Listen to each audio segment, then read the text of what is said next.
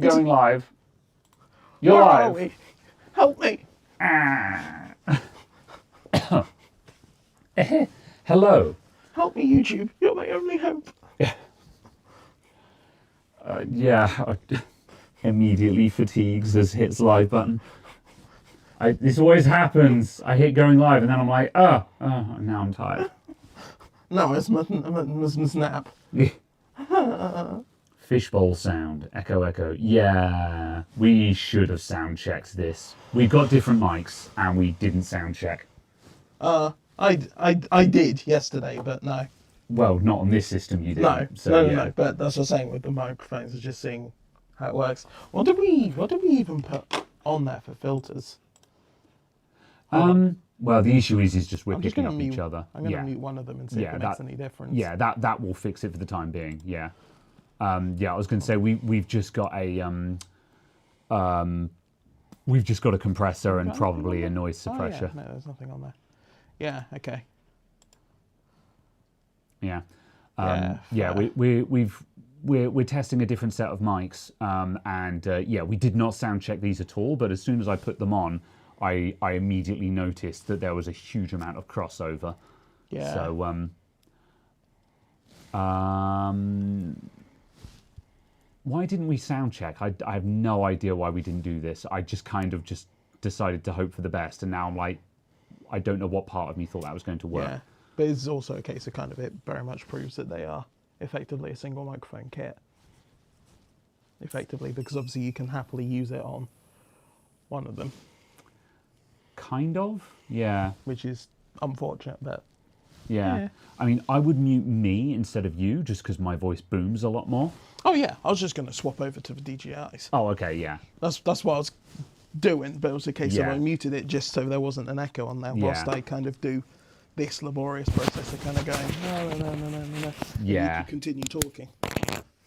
Very well, yes, okay, yeah. Right, okay, yes, let's switch mics. Yeah, Carol basically rocked up with some new mics and was like, look at these new microphones that I bought. They're very cheap. And I was like, wow, yeah. Like this dual wireless microphone set was £30. And I'm like, You stole it?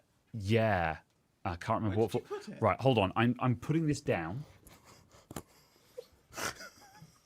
It's here. Yeah. Please give me back my USB. My USB. My brain's not in gear at all today. I'm so clocked out.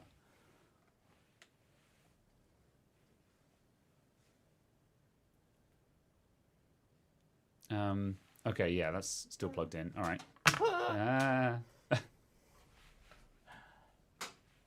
Stay.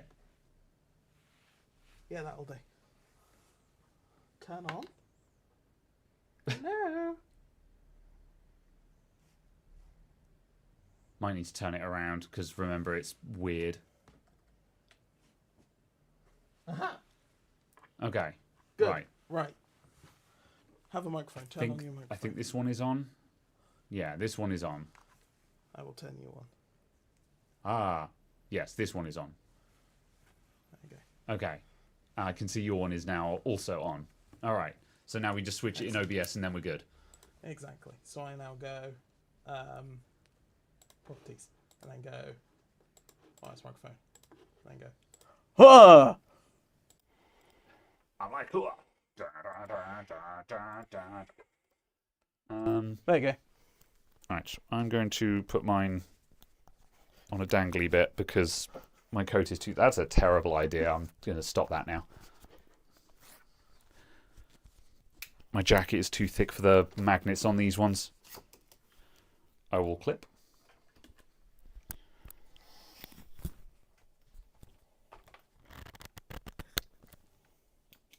Okay. All right, that should be something that works. Right. Thinking. Anyway, right, yes, hello. We're here. Do not put your mic on dangly bits. I mean, it depends why, really, you know. Anyway, okay, let's back up a bit. Graham, yesterday in Discord Gen Chat, guy posted about 2.5 grand PC. What are your thoughts on it? Yeah, I did reply to it. There was a conversation there. my comment. It was too expensive.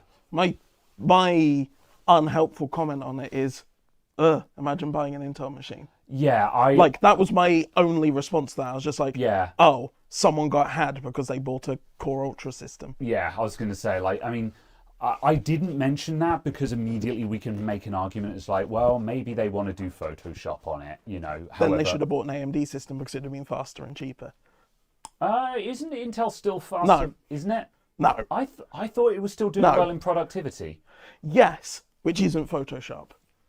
Okay, well, I was about to say, fine then, okay, let's just use the generic term productivity instead of Photoshop. But then I'm like, well, I mean, if you're not Photoshopping and you're not gaming, then what else are you doing? We're running out of things for Intel to actually be good at here, you know.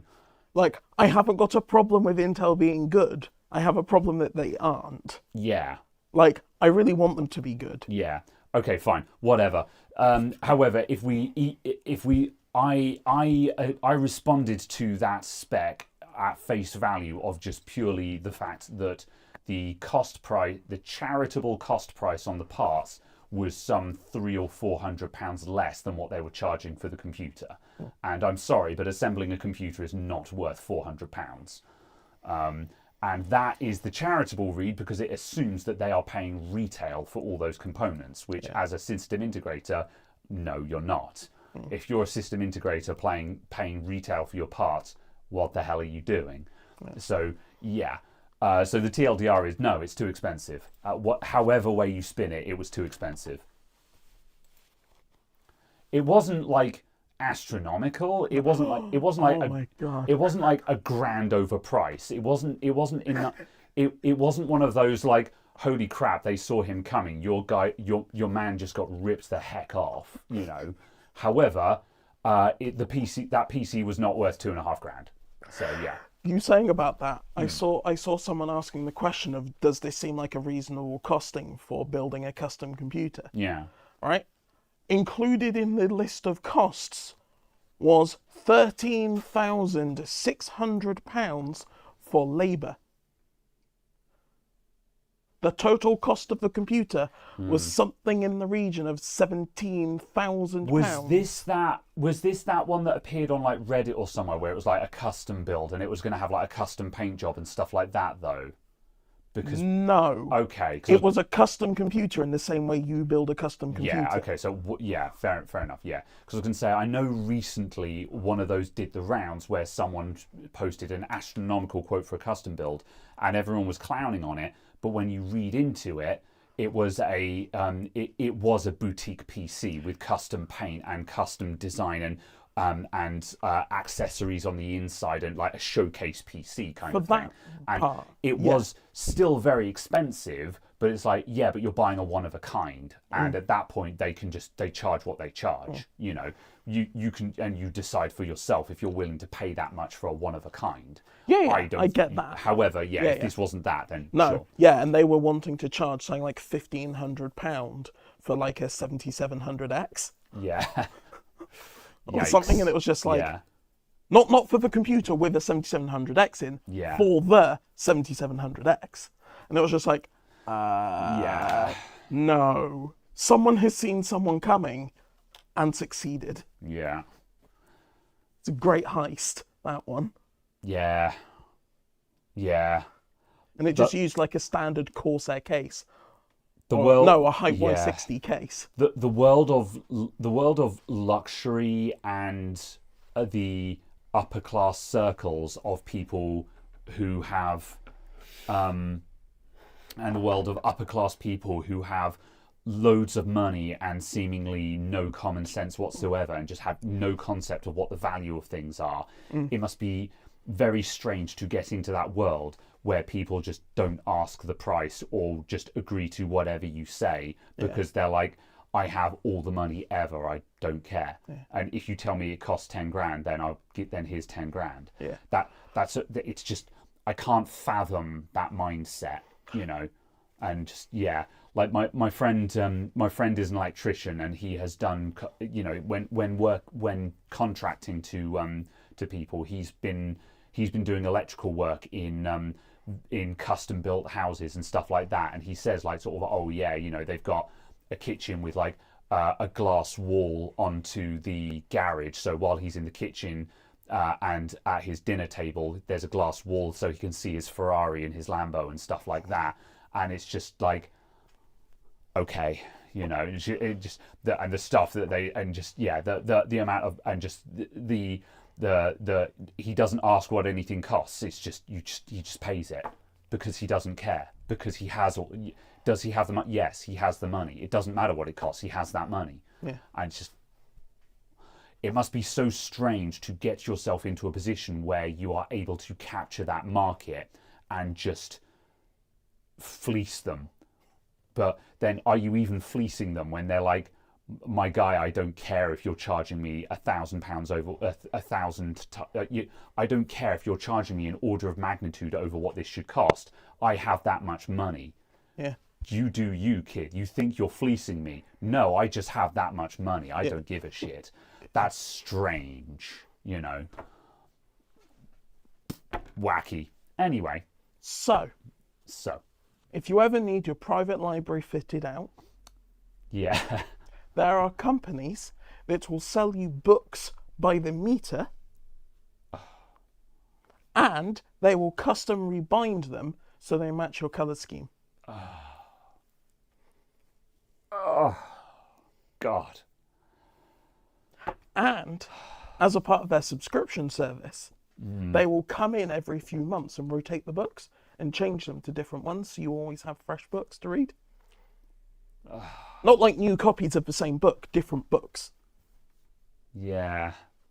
Just, this is why we need to eat the rich. Just, yeah. I'm not going to get into it, but it's immoral. Having that much money is just immoral. You know, there's no other way of spinning it. It's just straight up immoral to have that much money.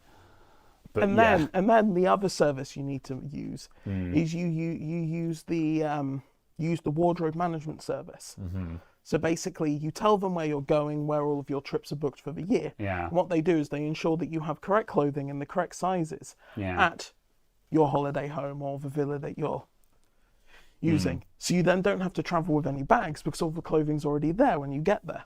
Yeah. Wild. And like, yeah, like I've sort of been thinking about this today because I watched MKBHD's new video about, I've forgotten the name of the phone already, but it was a $5,000 phone. Oh yeah. And it was a luxury phone. And the thing is, it wasn't actually that good. It was basically a scam to prey on rich people kind of thing. But you could see what they were how they were trying to appeal to the rich people with all the buzzwords of luxury materials and exclusive features, and this concierge AI assistant where you would just say to the AI, book me a Michelin star restaurant, and things like that. You know, you could, and that's what I found interesting, is looking at the way it was trying to appeal to its target demographic and that kind of thing.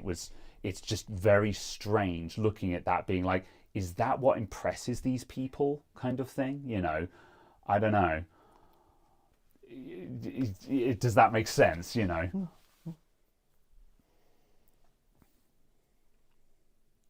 Yeah, Virtu used to be like that. I'm inside of a tube, apparently. I will move my microphone. I will put it there instead, and we will see how that works. But yeah, I don't know. It just feels weird that, in a way, that you'd use an AI for that. Yeah. You wouldn't just have effectively a call center operation. Yeah, well, where it calls through to someone and the person goes, hello, how can I help you? Well, this is what I want. Yeah. Okay, that's arranged for you. Yeah. So Marquis' closing thesis on this was he said, a 24/7 concierge service with no subscription fee for a one-off payment of $5,000 sounds like a great deal. However, if you pay a one-time payment of $5,000 for a 24/7 concierge service, it's probably not going to be very good. And exactly. ho-hum, it turns out that the AI is a mechanical Turk that is a chatbot that clearly has someone in Beijing that takes over the conversation when something is required that the AI cannot easily achieve. Because like when he tried to order a T-shirt, they were like, I'll need some hours to arrange this kind of thing, which is like, please wait while someone in China wakes up and deals with this, which is itself, sure, yeah, if they've got people to handle that when the AI can't do it, that's also fine. But also it required him to provide his credit card details to type into the AI to make a payment for it, and it's like, it was terrible and awful. The product was bad. It should have just taken those details from the sign-up process when you signed up with the company. Exactly, that's it. You sign up with the company and you go, I want to register these cards. That's it. That's kind of what made this very interesting to me. It's not just like, part of this was to just clown on the specs of the phone, because the phone was just a mid-range phone. It wasn't even a flagship. It was like an old flagship. It had it was like 1080p screen, like a mid-range Snapdragon processor and 16 gigs of RAM and a terabyte of storage. And the screen wasn't very good, and stuff like that. The phone was incredibly mid. And like, you can sit here and clown on that and the fact that it's being sold for $5,000. But what's more interesting is to look at what the people making this phone are trying to achieve with it. And like, okay, so you're trying to provide a concierge service, but you're not even doing a good, and like, okay, well, now we can have a conversation about what value you place on a concierge service, but you're not even doing a good concierge service. And like, like if I had a concierge service and they said, please provide me with payment details, I'm like, what am I paying you for? Why don't you already have my payment details? By the time I've given you my payment details, I could have done it myself. The point is, you do it for me. That's what made this interesting, is seeing how it failed to do the thing that it is pretending to do. And that's what I find interesting, is looking what it's trying to achieve and then analyzing how it fails to even do that. That's what made it very interesting. And the video was a good watch, because it starts out at just kind of clowning on the phone a little bit and being like, do you think this is worth $5,000? But then the more you read into it, the stranger it gets. And that's what made it a very interesting review to me. And that's, in a way, how those services will always struggle. The kind of the detached third-party ones like that buying into one, because the services like in the UK, NatWest Black, will win because they're already your bank. They're already your bank. They have all your payment details. They already know if they can provide you finance. They already know where your investments are, because they are your wealth management service. And they're already global, So because like, this was an interesting thing, is again in the video he orders one of his own T-shirts basically via the AI assistant thing, and the weird thing is that it undercharges him for it, and presumably this is because of regional pricing and exchange rates. So the person, the call center dude at the other end of the chatbot obviously just like sort of Google searched it on his computer and was just like, yes, I have ordered this T-shirt for you, and we don't get a resolution to the T-shirt order, but it did get placed. He then said, I went into the back end of our merch system and they placed an order for this T-shirt. They did actually buy the T-shirt, but they charged $9 less than the actual cost of the T-shirt, and we're never told what happened there. So maybe they just decided to eat the cost because they've already got his $5,000 or something, but clearly something had gone wrong there, but someone had done it and then presumably was just gonna internationally ship it or something. Who knows? But if you're an international bank, you don't have these problems because you're international. You've got people in every city in the world, so you're kind of already better poised to provide such a service. So I don't know.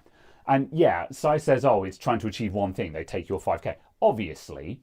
but I think it's interesting to look at what they're trying to do. Yeah. Or what they're, sorry, I'll rephrase that, what they're pretending to do. And or kind of what the inferred services are. Yeah, yeah. Yes, because I always, that this is always the thing that is interesting to me, is not that the thing failed. Yeah, obviously it's a failure.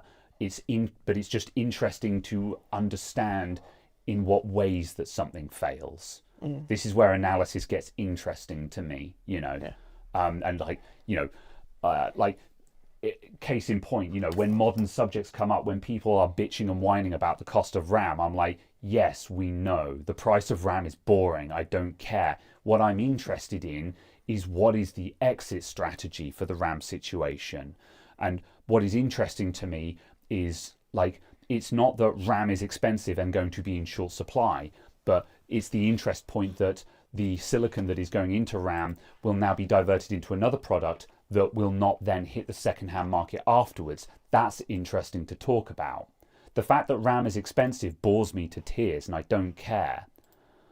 But what is interesting to me is talking about where we go from here, So it's easy to look at this $5,000 phone and be like, well, that's a scam. It's like, okay, yeah, but what was the scam's objectives? Why might someone buy into this? If that makes any sense at all.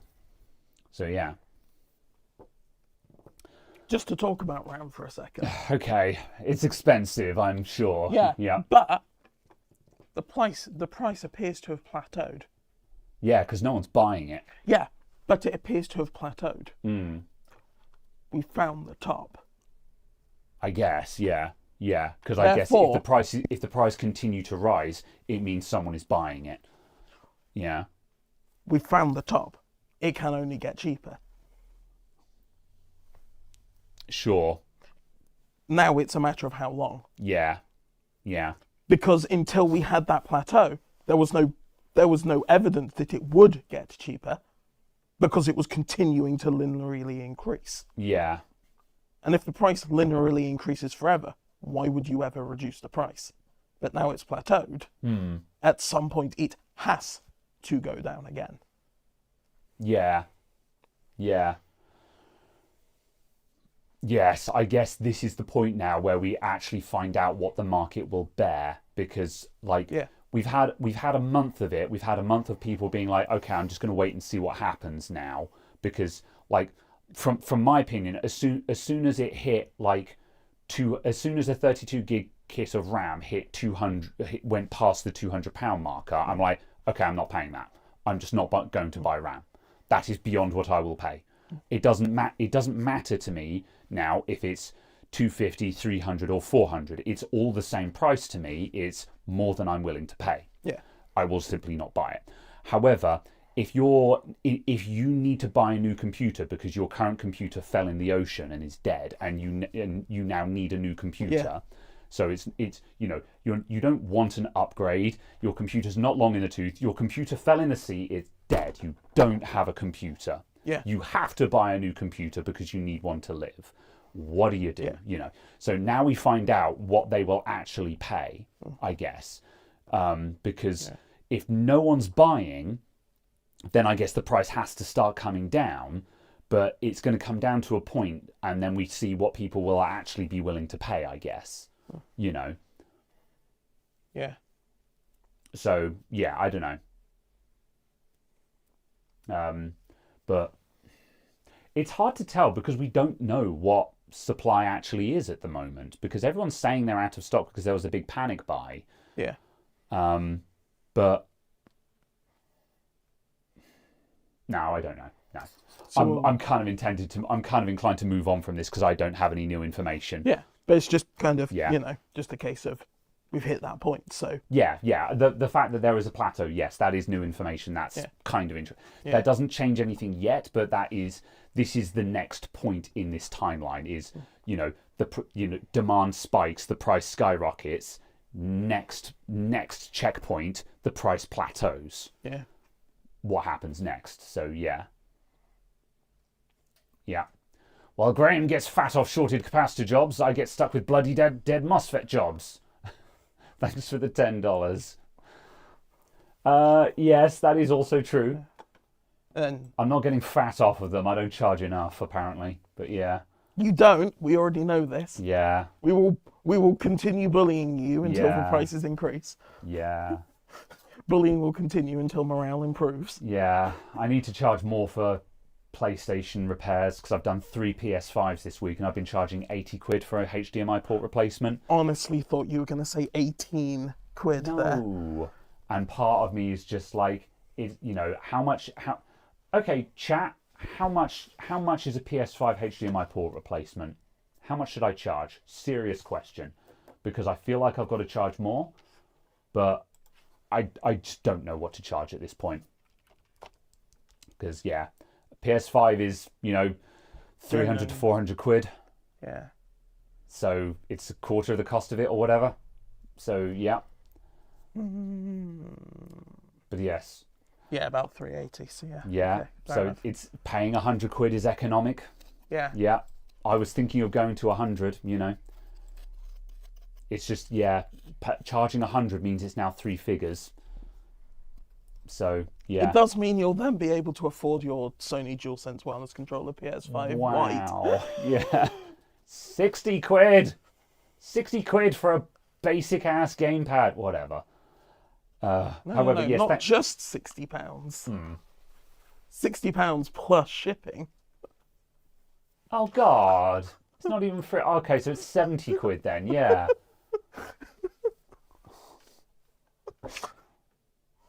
God. Unless you want the grey camouflage one, then that's £70 as well. Yeah. And is only available in Latin America or something. Are you even logged in at the moment? Yeah, well, I have your Stripe. Oh yeah. I have your Adamant. Amazon is whack right now. Anyway, but yes, Dan, thank you for the $10. Yeah, I also just want to do a quick note. I'm going to make a statement of this in the next video because there's another capacitor job in the pipeline. I don't choose them. I mean, you kind of do. You choose what videos you make. Yes, but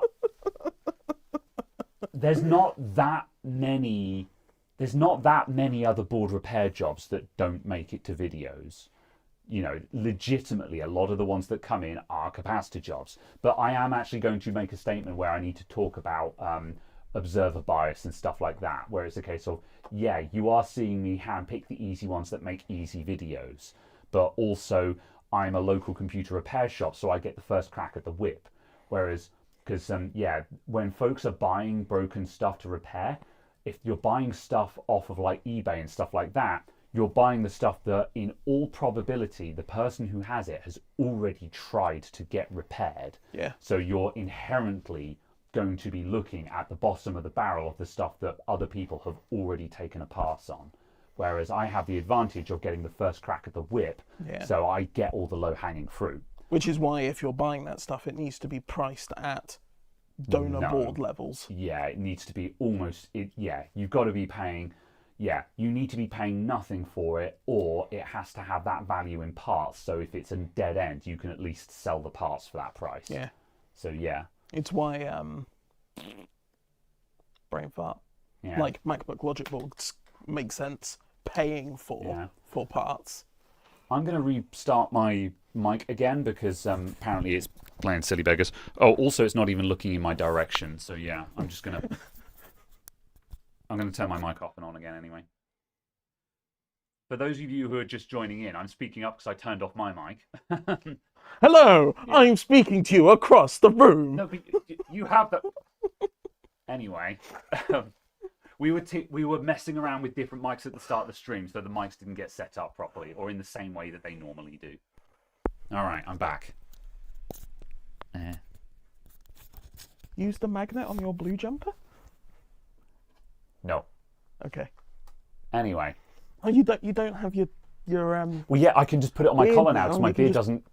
My beard doesn't obscure it. Yeah. You no longer stab it with hair. Yeah. Yeah.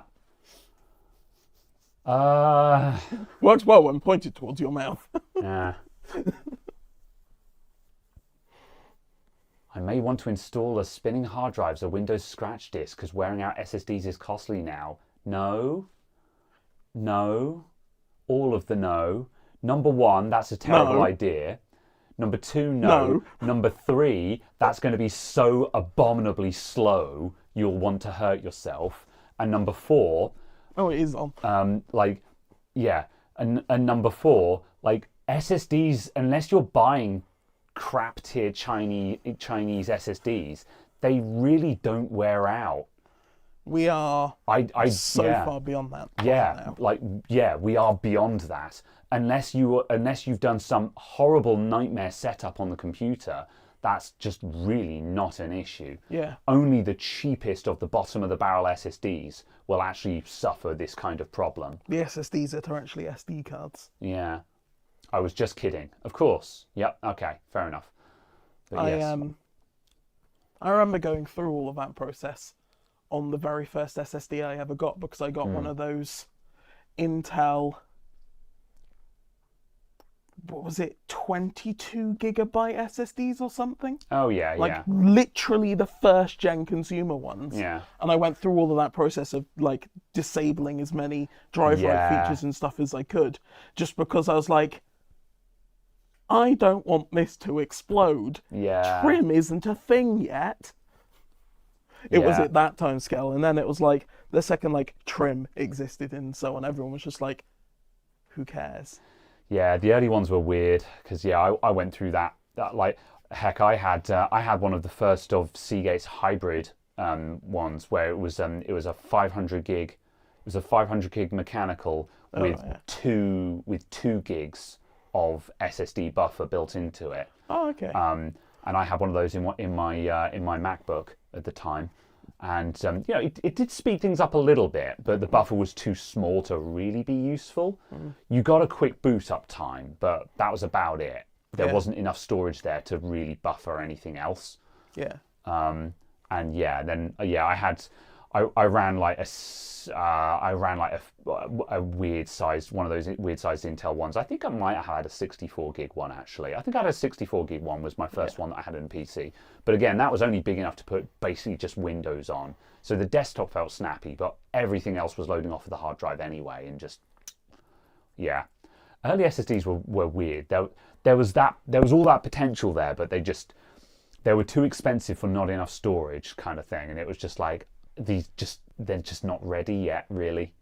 Yeah. It was nice because it did mean that just like general web browsing and just general like desktop usage was fast. You got that snappy response time. You click start and the start menu opens immediately, and that kind of goes a long way. Yeah. Because that's one of the, like, a lot of people don't mind sitting on a loading screen for another 10 seconds. Or, like, this is why I'm not super fussed about ultra high speed SSDs these days. Because I'm like, if I'm transferring 40 gigs, like, I don't mind waiting 5 minutes. I tab out and I do something else. Yeah. I'm not in that much of a hurry. What annoys me is when I click the start menu and it doesn't instantly open. Yeah, and it's kind of, as long as the drive has enough, effectively, performance to be able to do that transfer and also be able to respond when I'm trying to view files on it, kind of thing. That's fine. That's all it needs. Yeah. I just need you to not collapse when I do two things at once. Yeah. Was the MacBook Hybrid similar to hybrid drive available in iMacs? Yesn't. Apple's Fusion Drive is Apple's Fusion Drive system it's two discrete drives. So you have a hard drive and an NVMe SSD, and the NVMe SSD is buffering the hard drive, so they are seen as a single drive. To my knowledge, the hard drive has a copy of everything, and the SSD is just buffering recently accessed stuff. However, there's no way of accessing the drives independently. If you disconnect the hard drive and plug it into another device, you will get only nonsense. So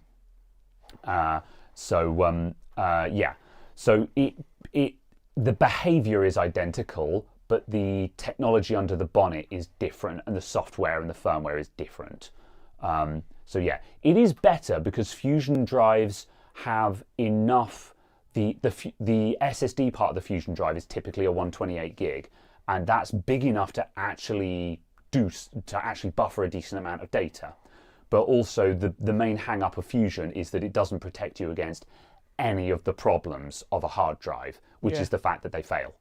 And in iMacs, through the Fusion drive era, hard drive failure is still rampant. It's the iMac for a very long time has been a beautiful computer, an excellent piece of engineering, and a wonderful desktop experience. But the hard drive in it will fail, guaranteed. Yeah.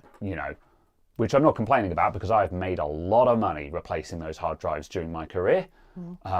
But yeah, it's the main reason why it's been extremely difficult to recommend anyone buy an iMac, because it has a spinning hard drive in it that will fail. Yeah. And the screen is glued on.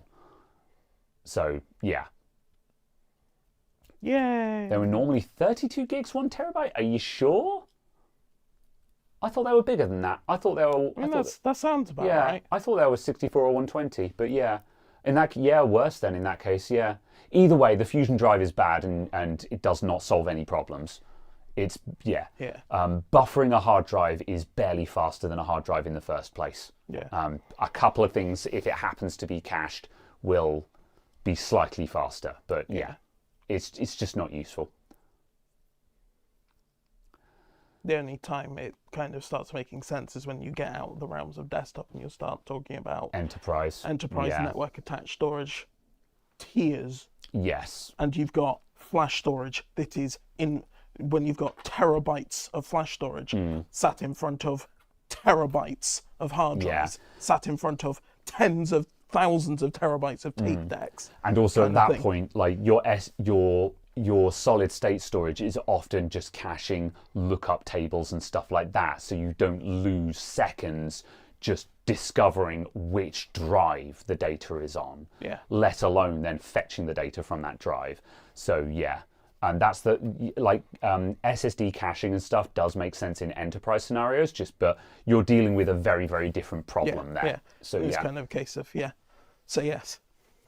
Yeah, there was 32 gig. Fair enough. I never actually look. I don't even bother taking out the NVMe drive when I'm removing Fusion drives from iMacs. It's not worth just putting the SSD in the... The problem is the M.2 slot is on the back of the motherboard. Yeah. And taking out iMac motherboards. Yeah. Given the choice between just putting a 2.5 inch into the bay that is right in front of you or taking the motherboard out, I'm like, I know which option I'm choosing. Yeah. If the customer wants to pay me twice the amount because it's going to take me twice as long to take the motherboard out, we'll talk. But no, thank you. I'll just stick a Crucial MX500 in there. Of them? Technically, yeah. So you could, in theory, put a 4 terabyte drive in one and a 4 terabyte drive in the other. Yep. Okay.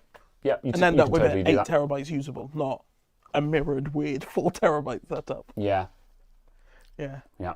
Because, I've taken a lot of flack in the YouTube comments for not putting NVMe drives in iMacs before. And I'm just like, have you tried taking an iMac motherboard out? It's a wretched job. I'm not saying it can't be done. It's totally doable. Can I be bothered to do it? Not for the amount of money I'm charging for this job. But also, kind of, can you tell the difference between a SATA and an NVMe SSD? No. The average person 100% cannot. Yeah. And especially if you're using decent SATA SSDs, you're going to be able to achieve 500 megs per second throughput, which is pretty good going. And like most external storage, even if you've got a NVMe drive over Thunderbolt, you're going to struggle to get past 1,000 megs a second on a good day. Which means if your internal drive, and like SATA SSDs can sustain that 500 per second as well, because it's not that fast. So like, it's fine. It's 100% fine. I kind of wish that was a firmware toggle in NVMe drives, where you could basically go, I understand you're a 9 gigabyte per second drive, but actually limit to 1.1. Yeah. And do that. So you can sustain it. Yeah, I would find that very, very appealing. Yeah. I would find it very appealing for someone to make a drive where we're just like, this is a Gen 4 drive, and we're deliberately aiming for 1,000 megs per second.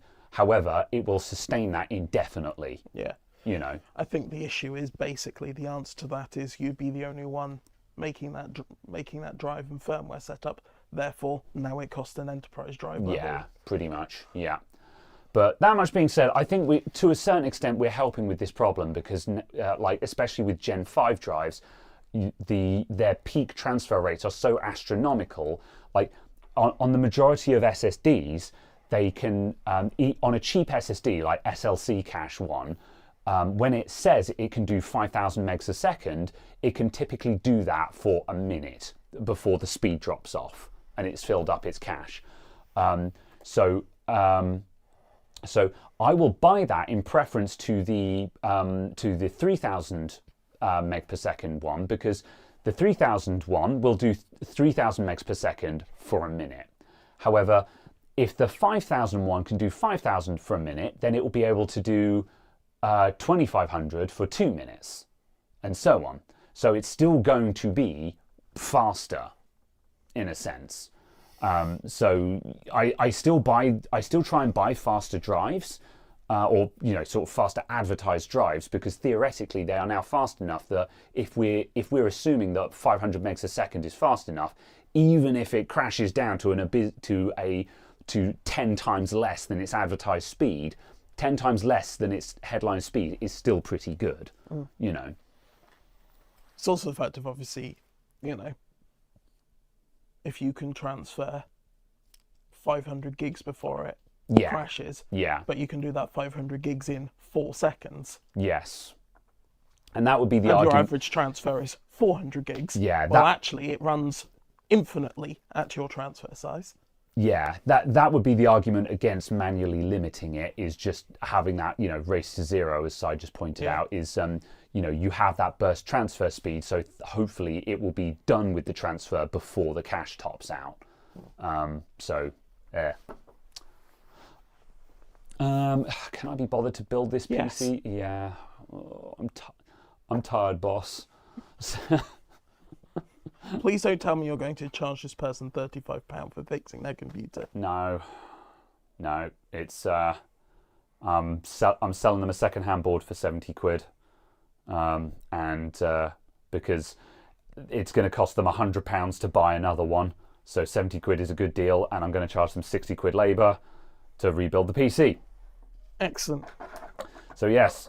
This, and I'm going to have to edit this into part of the video for the montage of putting the computer back together again. I don't know what the video is going to look like, because I spent half a day messing around with a dead motherboard, reflashing the BIOS and stuff like that, and concluded that no, this motherboard is just kill. So now I'm selling them this one, and we're rebuilding the computer. So yeah, it's going to be But then, that much being said, I think it's going to be a long, winding desktop computer repair video, and I think people like those, so fine. We need a montage! Montage! But yeah, for context though, this is a computer that came in with some parts that they got for Christmas. They've got a cheap all-in-one water cooler. They got a whoops? Yeah, the cardboard isn't in here, it's just a box with some bits in. They got a cheap all-in-one cooler and another SSD. However, the computer was not powering on, or it was powering on quote-unquote intermittently. And so I've been doing a no post on Sundays video, which for this one, and long and the short of it is the motherboard is just dead. So yeah, I've done all the diagnostics. Now I just need to build the computer back up with the parts we've got available. So yeah, I've just got to Now we just need a montage. The last bit that I recorded was me going, we're going to put this new motherboard in now. Here comes a montage of me rebuilding the computer. Montage.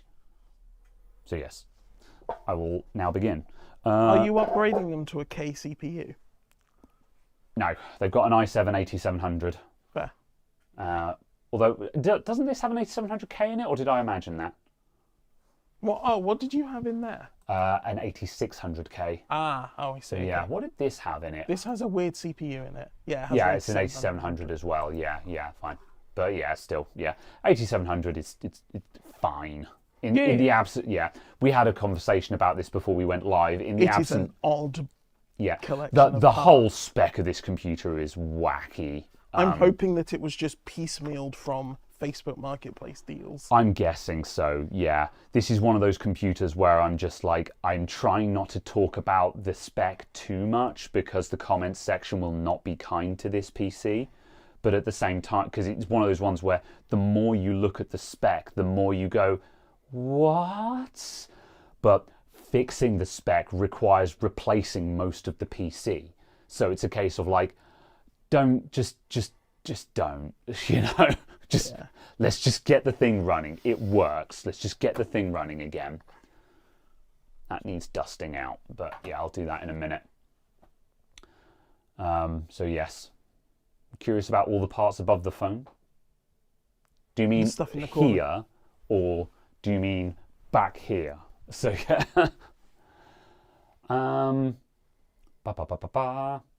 So yeah, but as an interesting though, just to elaborate on it. The computer, it's got a nice Z390 motherboard. Like this motherboard would have been fairly nice in the day. It's a MSI MEG Z390 Ace. Nice looking motherboard. BIOS flashback. It's got built-in Wi-Fi and stuff, which wasn't a given in the day. 3 M.2 slots, which is fairly impressive for 8th gen. Overclocking features. Motherboards, I like motherboards from this era. Like I like this motherboard. It's got a twiddly knob on it. Yeah, exactly. That probably doesn't work. But yeah, I think it's an overclocking profile thing. But yeah, so it's got this motherboard. It's got an 8700 non-K that was being cooled by this. And the RAM, but then this is where it really starts going off the rails. So we've got an i7, then we've got DDR4 4266 CL19 RAM and a 6500 XT. So it, yeah, and the power supply isn't in straight. The power supply is 10 mil to the right, and it's just like, what? What? So it's just, so this is the problem. The more you look at it, the more you find wrong with it. And like we'll straighten the power supply. We're going to replace the motherboard, but and like we've got another cooler for it. Again, it's just the more you look at it, the more you're like, oh, that's not very, you should replace that. You should replace. By the time you've fixed all the little problems with this, you've basically just built a new computer. So it's just like, oh my God, no. Let's just, the motherboard is dead. We put another motherboard in it. We get it up and running, and you just leave it alone. Just leave it alone. I was just double checking that the power supply could do more than 4 amps on the 12 volt rail. Yeah. It's a 600 watt 80 plus white, and it's just like, okay, So yeah.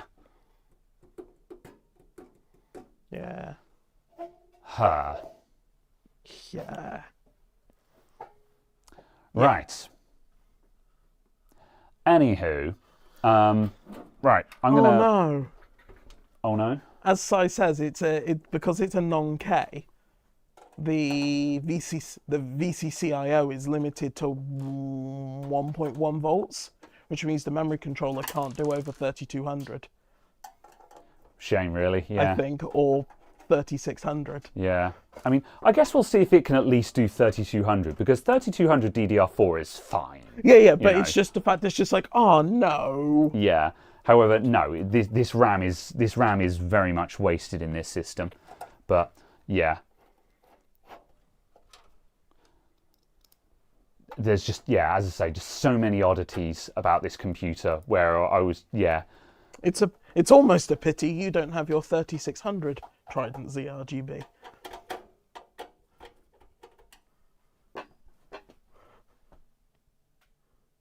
What happened to that? I can't remember. I don't know. Yeah. I presume you sold it in the Lianli. Yes, I think I did. Yes, yeah. I've got one more good DDR4 kit left, which is this 32 gig Viper kit, which I think that kit is ancient. Yeah, it's DDR4 3000. So it's 3000 CL16. That kit. Yeah. You remember your issues with the Gigabyte B450X? Whatever it was. No, I wouldn't have. That is the RAM that features in that video. A 32 gig kit though. Why would I have bought? I wouldn't have bought a 32 gig kit, surely. It was going in your home computer. That Huh. RAM was going in your home computer. You said in the video. Oh. I know this because I watched that video yesterday. Oh. Not. Oh, I see. Okay, yes, because I was going to say you're speaking extremely authoritatively about events that happened 6 years ago, maybe 7 years ago. You know. I say this because the video popped up in my recommended. Okay then. Yes. All right. Yeah. However, it's a perfectly good kit. It's 3000 CL60. It's fine. It's fine. In the current economic climate, that shit's faster than most of the DDR5 you can buy today. You know. So yeah. Although it does solidly look like DDR3. Yeah. Yeah, probably, but it's fine. It's fine. Yeah. Like what I'm going to do, because I've just robbed this motherboard out of this Lianli, and I'm going to put the Maximus 9 that was from the old YouTube rig. The Maximus 9 is going in there, and I'm just going to stuff it full of all of the 8 gig modules I've got. I'm just going to stuff it full of all of the garbage RAM I've got kicking around. So yeah. Yeah. Part of me is I'm still mulling over whether to scalp off any RAM that I don't desperately need at the moment, like a 32 gig DDR4 kit. That's probably at the highest value it will right now. That's probably worth the most that it will ever be worth. And I'm kind of like, I should probably stick that on eBay because it's probably worth what, 120, 150 quid, a 32 gig DDR4 kit. 100? Maybe, yeah. And like also, I've got a 32 gig 6000 CL28 kit in my LAN box at the moment, and I'm like, that's going to be worth. Why did you buy a CL28 kit? Was Because that just the cheapest one at the time? Cheapest one at the time. Holy shit! Yeah, I paid like 80 quid for it, Ah, okay. and right now that kit's probably worth 400 quid. Yeah, but it's the 28 kit. I say that only because the 28 kits, I never saw them come down in price below like £400. Yeah, like when I saw it on sale, and it was like 80, 85 pounds or something like that. I'm like, CL28, sure, why not? Yeah. That 28 is less than 30. Yeah. You know, so I just bought it because, and it's just sitting in my LAN box. That's the LAN box that I built for the Battle Mage video, and the RAM in that thing is worth a fortune now. Yeah. And I'm like, I should probably sell, like, I've got some CL30 kits and I'm holding on to those for an actual customer build. So I've got something in case someone rocks up and says, here is £3,000, build me a PC. Yeah. However, that CL28 kit is probably worth so much that I feel like I would be a fool to not scalp that on eBay. Yeah. And it depresses me to say that, but, you know, I feel like I'm a fool not to sell that at the moment. Yeah. You know. So yeah. This is the undisappointment New Year's build. Yeah. Right. I've straightened the power supply. I'm going to. Could we have bench cam, please? Also, I'm just going to quickly put the kettle on. Would you like to position the bench cam? Oh yeah. Right. Smart ass. Would you like it to point roughly at the subject? I'll point roughly at your subject in a minute.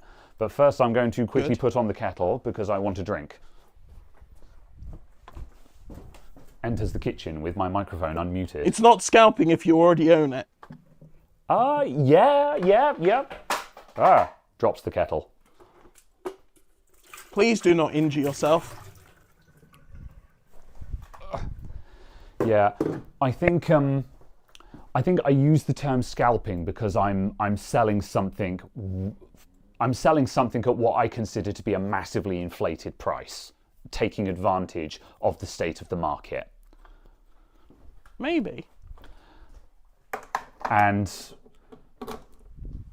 and that has moral implications, in my opinion, and I don't know how to resolve that.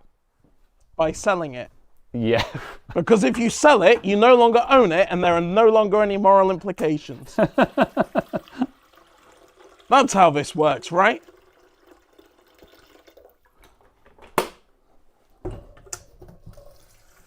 Also, you're simply selling it at a commensurate market rate.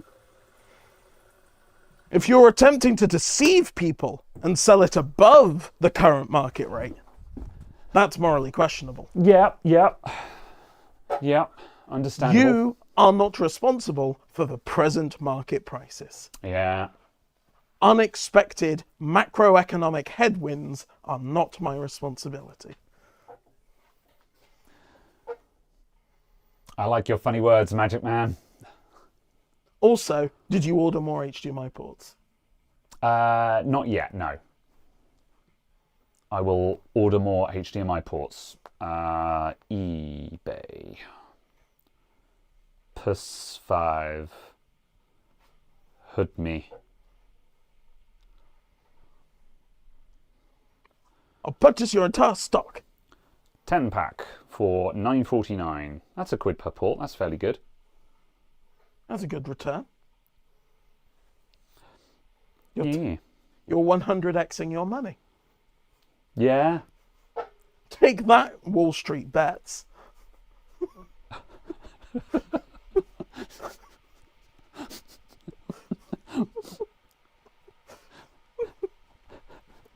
That's not how that works, but okay. What do you mean that's not how it works?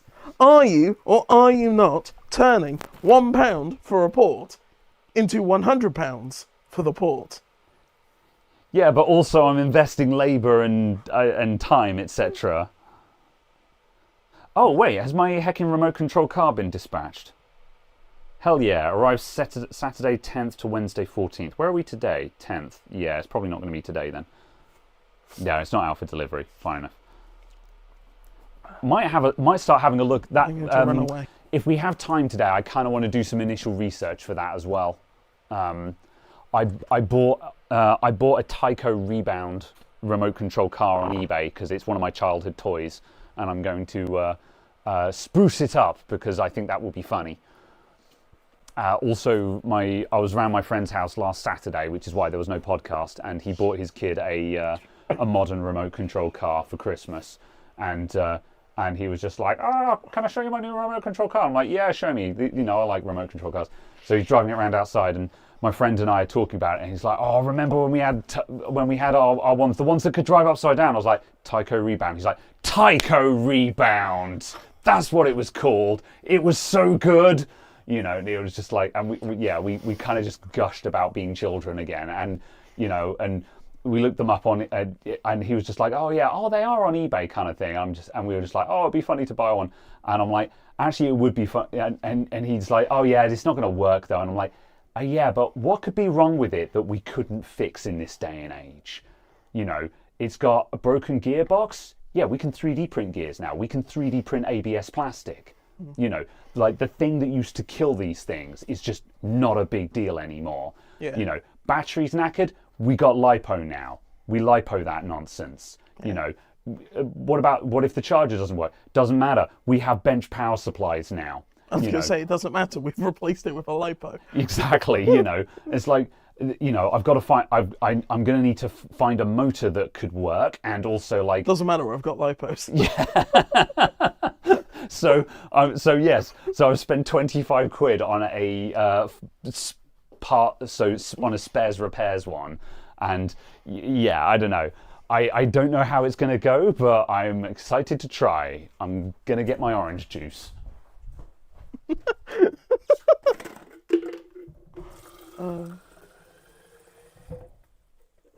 Pimp my RC.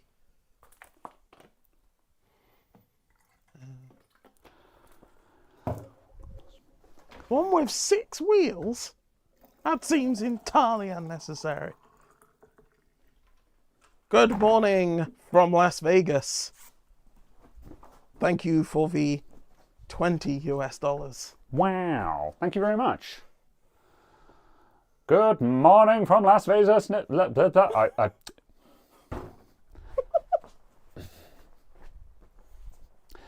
morning from Las Vegas, Nevada. There we go. I screwed it up. I'm sorry. Scream if you want to go faster. I saw an advert today for something. It said, if you're visiting Las Vegas, here are some day trips that you can do. One of them was to go to the Grand Canyon. And I was like, sure, I understand in America that driving for 4.5 hours is less of an investment, but also I'm traveling to Las Vegas. 4.5 hours away is another city, is another state. That's not a day trip to me. No. That just seems like a really weird way of advertising. Yeah, like for that, the road trip itself has to be part of your thing. You know, that there needs to be, the road trip itself needs to be of suitable entertainment. Yeah. You know, like, yeah. Because a road trip can itself be the trip, is the pleasure of driving through the countryside, etc., etc., you know. However, if you're just going to bang it down a highway for 4 hours, look at the canyon and be like, oh, it's pretty deep, and then drive back for 4 hours, then no, I'm sorry, that's not a compelling sale to me, you know. But that was also basically the sales pitch. Yeah.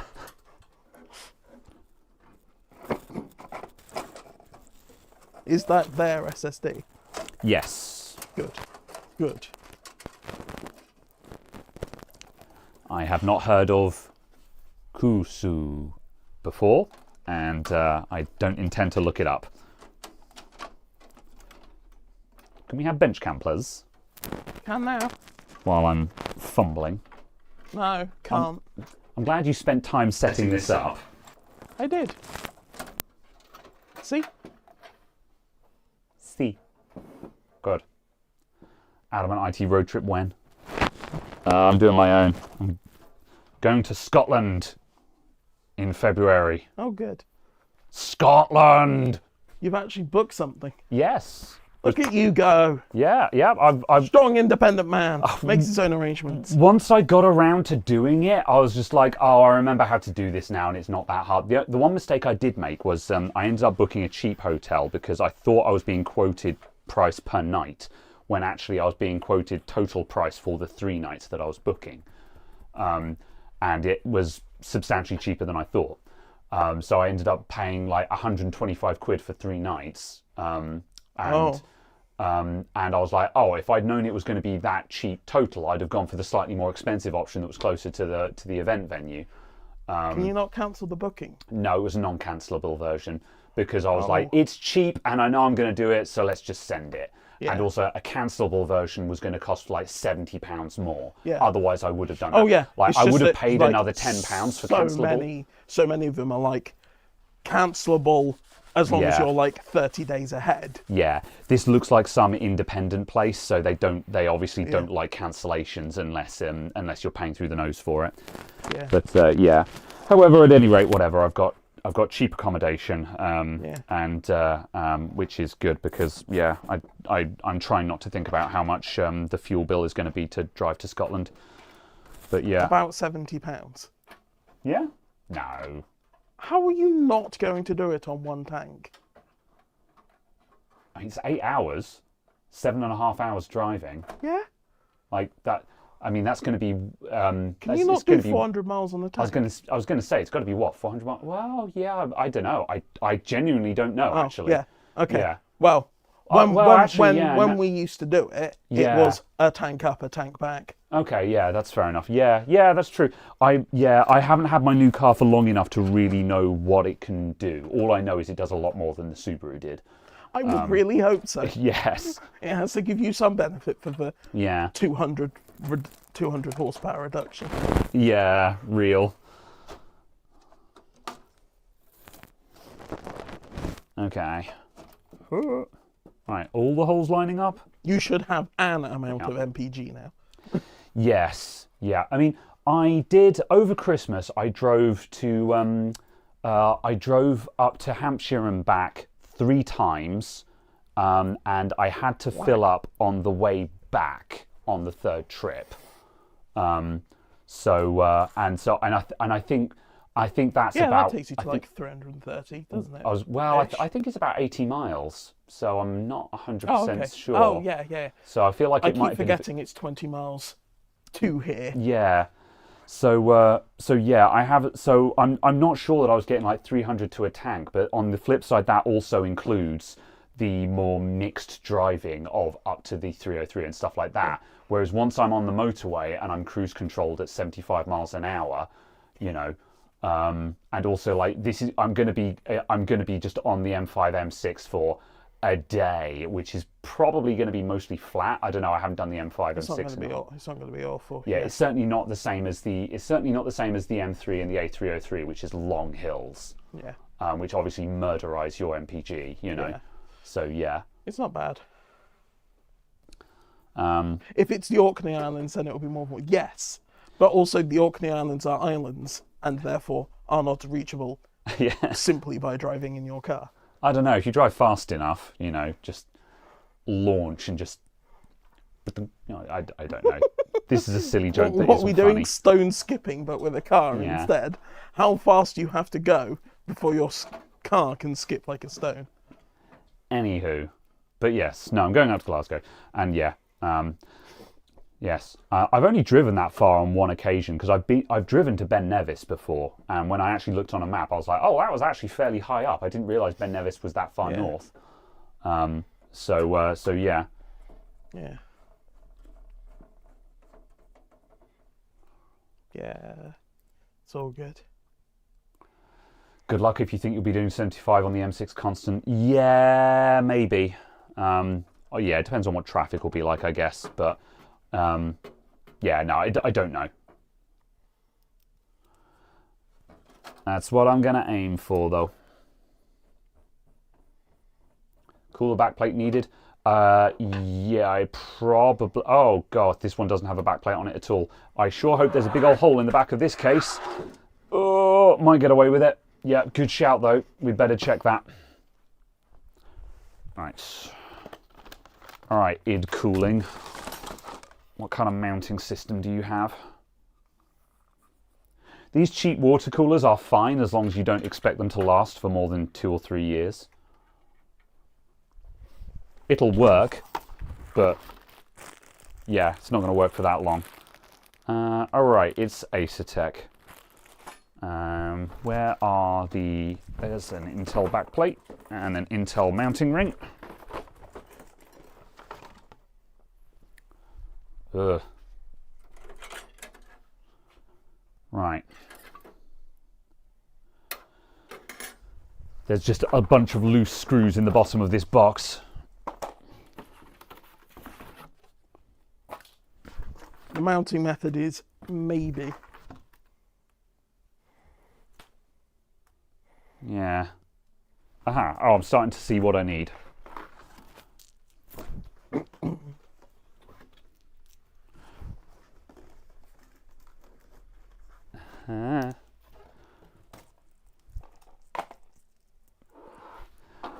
Right, 1, 2, 3, 4. Yes, good. I always get... Oh, they're spacers, that's fine. I thought they were plastic thumb screws then. I'm like, I always get worried when mounting kits contain plastic thumb screws. But yeah, it's just spacers. Right, that's that.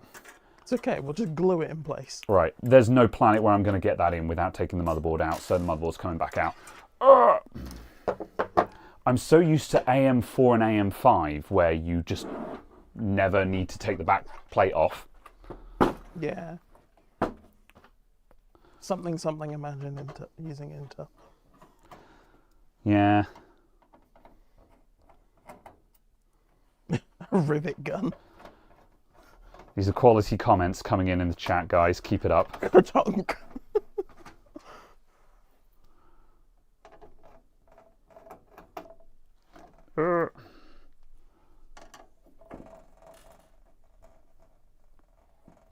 Well, AM4, it falls off. Yeah, the AM5 being permanently fitted is nice, yeah. AM4, you just, yeah. If you own an AM4 motherboard, then masking tape the back plate on. Yeah, that's basically the first thing I did. Yeah.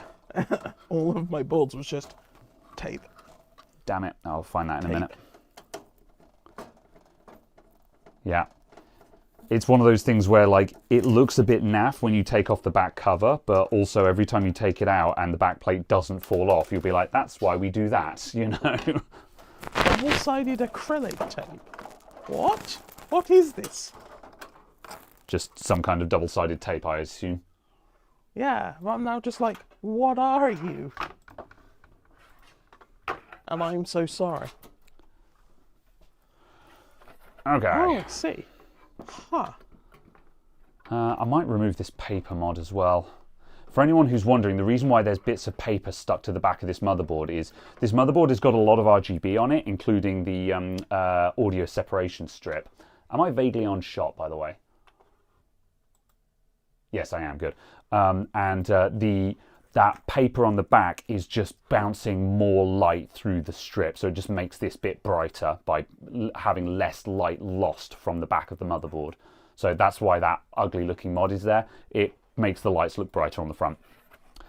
Now would be a good time to insert ads. Wow. Thanks, studio. You'd switch to air cooling? Yeah, I wouldn't buy a cheap water cooler. I would just put a Thermalright on it, but I didn't buy the parts for this. I'm working with what I've been given. Are there little plastic caps for the to hold the screws into the plate? There might be, actually. I don't see any in the box. No. Sometimes you get a little plastic thing to go on there, but yeah, not in this case. Once the bits are on. Spared. Yeah. Every expense saved. Yeah. Glorious American spoon metal folded 0 times, you know.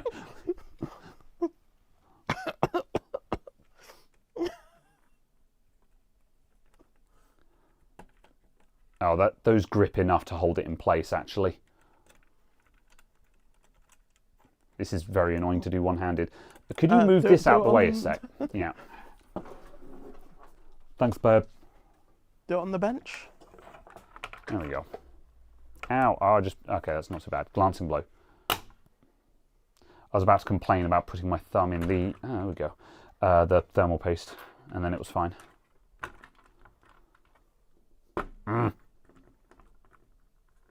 There we go. In the edit, I'll make it look like I did this first. Thank you.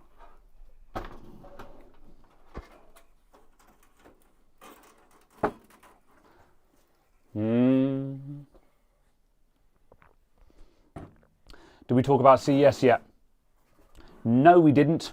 I haven't looked at anything from CES. Oh, okay. Well, good conversation, good conversation. all I have seen is there are more monitors and none of them are ones I want. Yeah. Anyone seen anything exciting at CES that they want to talk about? I'm unexcited about Nvidia's more fake frames. However, the new version of DLSS looks to be higher quality, which is good. So you know that seems cool. That fancy new Polaris technology for the way the backlight strobes seems interesting. It seems very exotic. G-Sync 3. Yeah. Yeah, G-Sync Pulsar looks cool. Yeah. It feels like an extremely overkill high-tech solution, but at the same time, the end result is good. So I'm like, yeah, that'll work. You know, like backlight strobing is a really big deal for high refresh IPS monitors. So the fact that they're still driving some kind of innovation there, sure, seems good. Mike is suffering a lot. There's probably, I don't know what I can do about this. Let me take this off and put it midway on my jaw. Yeah. Let's try that. There we go. Everyone will tell me that sounds much better, but it will sound much better until I go into a different position that knocks it again. Clip-on glasses, they'll fall off while I'm looking down. But that much being said, though, random question. On my glasses, which are hopefully on shot at the moment, I want some rubber sleeves. Some rubber sleeves that add a bit of thickness and padding on the arms. Like maybe not rubber, or just like some felt, or just some foam padded sleeves that do two things. A, they provide more grip on these to stop them sliding off when I look down if there's some weight there, and B, just to provide a bit of padding because these dig into the side of my head. I've tried wrapping them in grip tape, which helped, but eventually the tape just went sticky and gooey, which is what's going to happen. So I recently just took all of that off again. But I'm like, there must be something that exists. Heat shrink, no, that doesn't provide any padding. Like heat shrink will provide some grip, but it's not going to provide any padding at all. So yeah, and felt tape I've already said I've tried. So no. So yeah, silicone pads for the end of the legs. Already looked at those. No, I want like a almost a tube, like a heat shrink but padded and foam kind of thing. So yeah. Ear cushions, eBay. I think I've already seen those, and they are again just not what I'm looking for. The fact that no one is actually the fact that no one is everyone is Googling this instead of actually quoting a product that they've tested. Like, I have Googled this. Don't worry. Oh, I see. Yeah, okay. Yeah, you can get like little silicone sleeves that go over them and stuff, but it's just this is not padded. This is just so you can attach some string on the end, kind of thing. Yeah. But I'm just interested. Yeah, there's like nothing, man. Yeah, see what I mean? Like, trust me, I've already Googled this. You know. Yeah, I guess. I guess you could like make your own with like 2 layers of heat shrink. Yeah. Again, I need some kind of padding though. Yeah, so you know, like double-sided foam tape. You put that on one side of heat shrink, put that on, shrink it to fit, then put a piece over the top. Maybe. But yeah. you know, I like it's complicated and so on. But I'm just I'm just trying to think of ways you could attach anything. Yeah, what I was gunning at here was for someone to say, I've got that exact problem and I've used this product and it works a treat. That's the answer I'm looking for here, by the way. So yeah. But yes, I think that's a no. Yeah, because the only things I've seen are like the little tips that go on the end that then curl in effectively the end of the arms, just to rest it on the skin to kind of give another point of contact. Yeah. Yeah. A monocle. Fancy. Well, you see, sir, the problem with your computer is... It's an Intel. What a fool. Imagine having Intel in 2025 and 2026 even. Suddenly pulls out a cigar from nowhere. I will talk to my friend Lisa Sue and we'll have a good guffaw about this.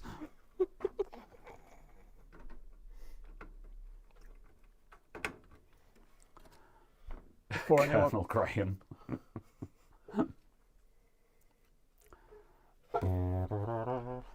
Attach Velcro to the back of your head and some Velcro on the glasses and hook them together. So CES. Yes. Yeah. Yeah. No. There's a bunch of new laptops, but yeah, of course there is. Yeah. I don't know. I haven't seen anything that's super excited me. Panther Lake. Oh yeah. Panther Lake. Yeah. That looks you know, based off of first party numbers. Yes. Yeah. Looks good. Looks interesting. Yep. And assuming Intel haven't cooked the books by 30%, the performance looks good. Yes. Yeah. We want Panther. And like the integrated graphics performance looks to be particularly interesting. Yeah. If it's everything it says it is, then that will be good. And we want Intel to stay in the game. We want them to continue to be good. And yes, yeah. While I don't super care about, you know, like new XPSs are out and stuff. So like, okay, cool. You know, that's nice, I guess. I think possibly the more interesting point was that guy from Dell being like, we've noticed that the average person doesn't care about AI. It's like, yeah, someone clap for this man. He gets it. You know, like, thank God at long last someone's reading the room. You know, so that was cool, I guess. Yeah. AMD seemed to have a bit of a poor showing in that, you know, they didn't really have anything particularly exciting to show. And like also Intel did not announce a B770, which I think a lot of people were very disappointed about. Yeah. But also, given the DRAM shortage up and down the supply chain, perhaps that was deliberate. Perhaps at this point they're just like, yeah, we're not going to have any memory for it, so maybe that's just been cancelled or indefinitely delayed at this point. And also just a case of it's not going to be competitive. Maybe, yeah. Well, because I mean, yeah. Well, because the whatever it is at the moment, what is it? 750? The B750? Is that what we've got out at the moment? Yeah, that one. B580. B580. Yeah, that one. That's just not competitive by millimeters of silicon. And it's a case of if you go for another size larger, it's going to be even more expensive to produce. Yeah. So the price, you're going to have even thinner margins on it. Yeah. And given Intel is hemorrhaging money, it's not really in a position to. I mean, I think the B580 is worth buying. Yeah, but it's not competitive by millimeterage of silicon. Therefore, the margin on it has to be very small. Yes, I see what you mean. Yeah, in terms of it uses the same amount of silicon as a 5070 does, but gives you the performance of a 5060. Yes, I see what you mean. Yeah. So yeah, in terms of from a product viability standpoint, it is not competitive. From a consumer standpoint, then it has value, but that doesn't mean anyone is making any money. Yeah. So yeah. Silat, thanks for the $5. As a person that's about to embark on an Intel 14600K build, I'm slightly offended by that previous remark. Have you bought it yet? Because you know, yeah. Buy a 7500F. It'll be cheaper and faster. Yeah. But yeah. Also, yes, the other thing out of CES. I think the 14600K is the only one from that range that isn't going to immediately kill itself. So you've got that going for you. But yeah, you've had it for 4 months. Fair enough. Yeah, it works. You know. The other thing that was slightly interesting was the MSI Lightning 5090. What about it? Just that it now exists. What's interesting? Yeah, the fact that they have revived their Lightning line. Okay, is that because there wasn't a 4090 Lightning, and it's their top spec overclocking one. I was going to say, is that their exotic one or something? Yeah. And it's got two 12-pin connectors. Two 12-pins. Ah, interesting. And so NVIDIA actually okayed that. Jesus. Yeah. Good job, MSI. Yeah, well done. But also, you can sign an NDA and get a 2.5 kilowatt BIOS for it. Wow, interesting.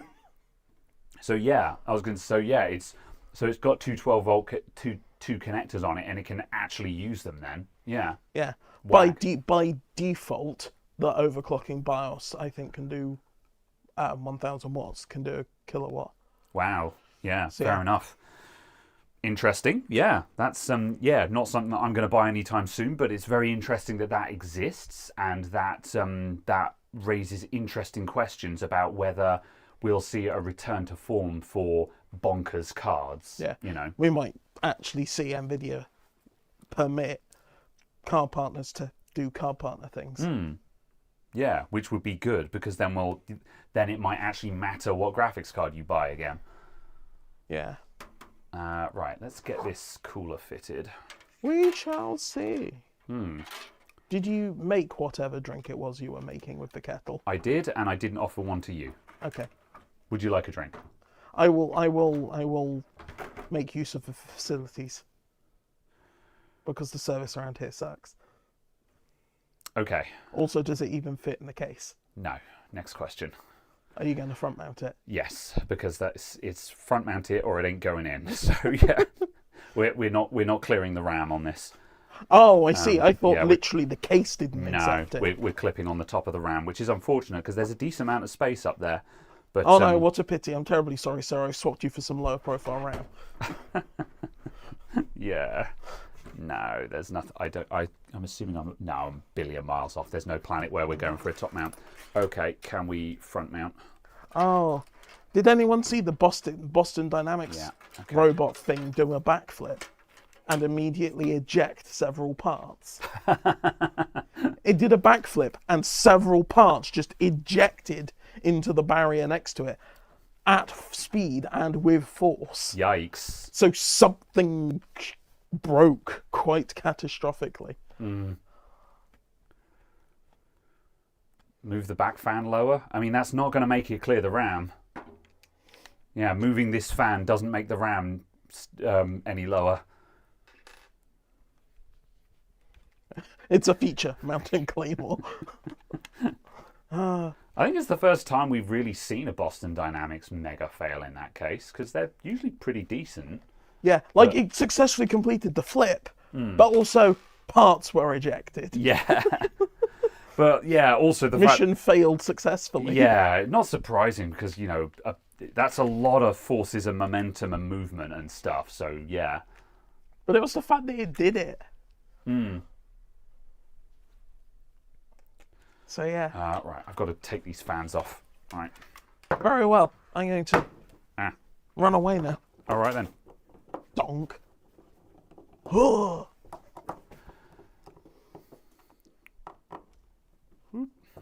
Yeah, I'm not super au fait with the robotics business at the moment. It's mainly just because I don't know. We're still. I feel like mechanical robotics is ahead of software and AI at the moment.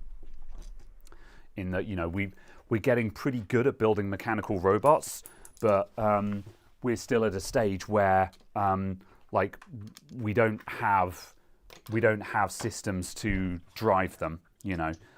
It's like that one.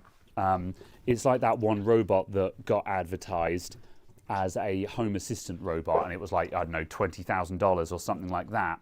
And just the issue with it is that for the time being, they're having a human being drive it because they don't have an AI that can drive it, and there's no time and like right now we're nowhere near having an AI that will be able to drive it. So I feel like robotics is a bit stuck where we've got the mechanical stuff, but we just don't have the software. So,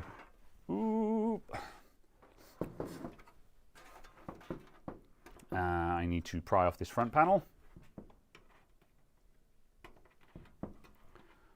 Where are the sachets? There.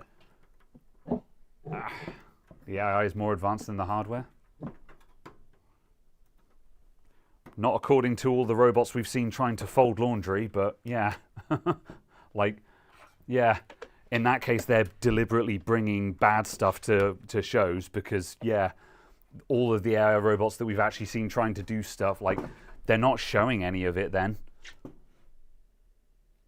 How does that come off, or does it not come off? It might not come off. Okay, let's just take the whole front panel off. You don't need AI for folding. Well, apparently they need more than what they have because they can't fold laundry. So, Oh, the fighting robot kicked the operator in the groin. That was extremely funny. Oh, was it the one that was like mirroring the person? Yeah, the dude that was mirroring him. Yeah, it was an accident, and it was just the way they both lined up. But it was comedy gold. Right, I need to rearrange these fans to mount them on the radiator.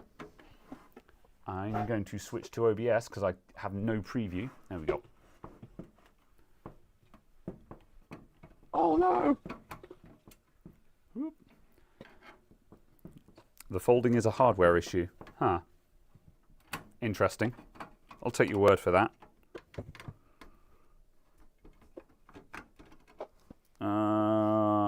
Okay, I think I can do this without having to take the motherboard out again. I should have planned this. I'm going to disassemble this for the third time. You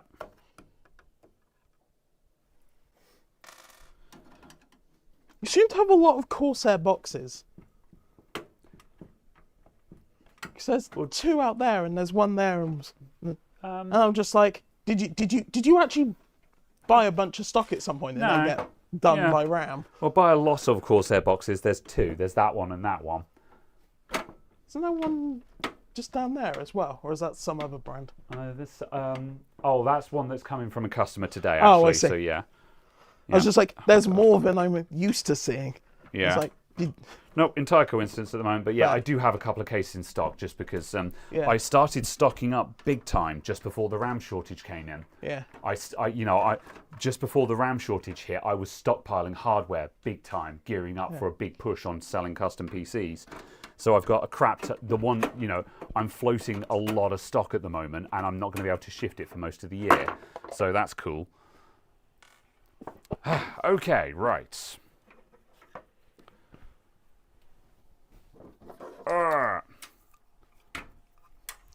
Water cooler.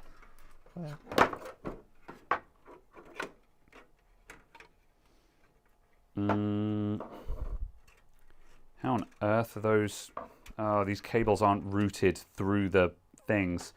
Hideous. I need to unplug the fans. This is one of those simple builds that fights you every step of the way. Everything is wrong with this. Oh, and I'm going to have to undo all the cable tidying for that. Gross. Okay. This has now gone up to an £80 build fee. Right.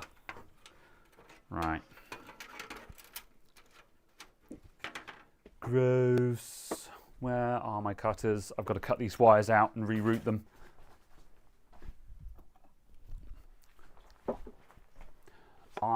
Right.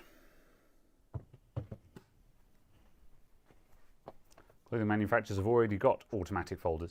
Yeah, but that's not what's being sold. The robots that people are trying to sell are robots for the home. Yeah, like the industry doesn't need a human. The industry doesn't need manufacturing and stuff doesn't need or want humanoid robots. You can have a purpose-built machine that is vastly superior and more efficient. But if you want to sell a robot to a home user, it needs to be something that can that can operate in an environment designed for a human. So you need a humanoid robot. Or at least that's what they want to sell. Whether we need it or not, of course, is another question, but whatever. I feel like, and I'm going out on a limb here. Yeah. Oh, that's an unintentional pun.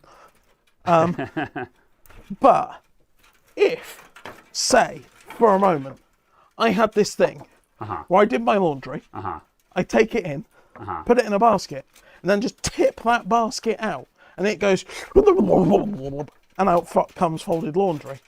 I don't care what shape that is. I don't care whether I can human form inside it. Yeah. It spits out folded laundry. Well, this is arguably one of the fundamental arguments against building humanoid robots in the first place. It's extremely difficult, and building a purpose-built machine is both easier and ends up in a better product. But people have a fixation about having a humanoid robot that can turn on the stove for them and boil water for them at a stove kind of thing. And I'm like, I'm pretty certain you could have an automated kettle that's hooked up to the water line will just automatically fill with water and then boil. We don't need a humanoid robot that can operate a kettle for us, so this is one of the fundamental issues. Like, this is a fundamental dilemma with the future of robotics, in that why are we even bothering to make humanoid robots? What are we expecting them to do that there is not a better solution to.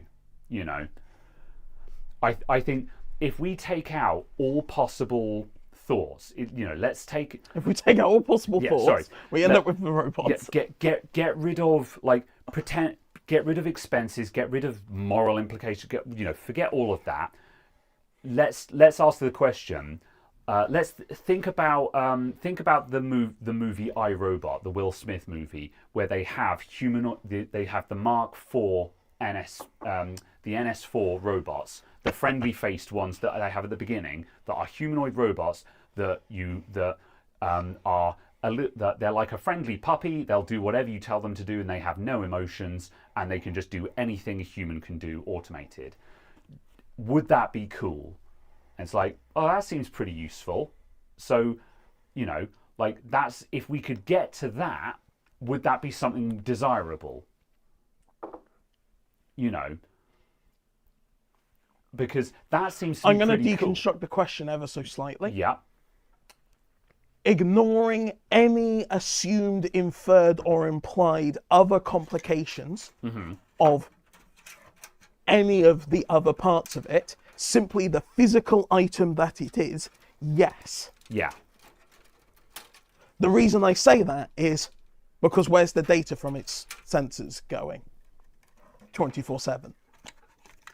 That's why I talk about moral implications and stuff like that. Yeah, exactly. That's what I was like, ignoring any other question, consideration, or voice. The physical item. Yeah, we assume that'd be super cool. Yeah, we assume that the robot is standalone and is literally just an automation that you can literally just say, robot, make me beans on toast, and it will make you beans on toast. As long as it doesn't make me into beans on toast. Yeah. Like, again, we ignore the concept of robot uprising here because the robots seemingly are not intelligent enough to do that. Because 3 laws safe.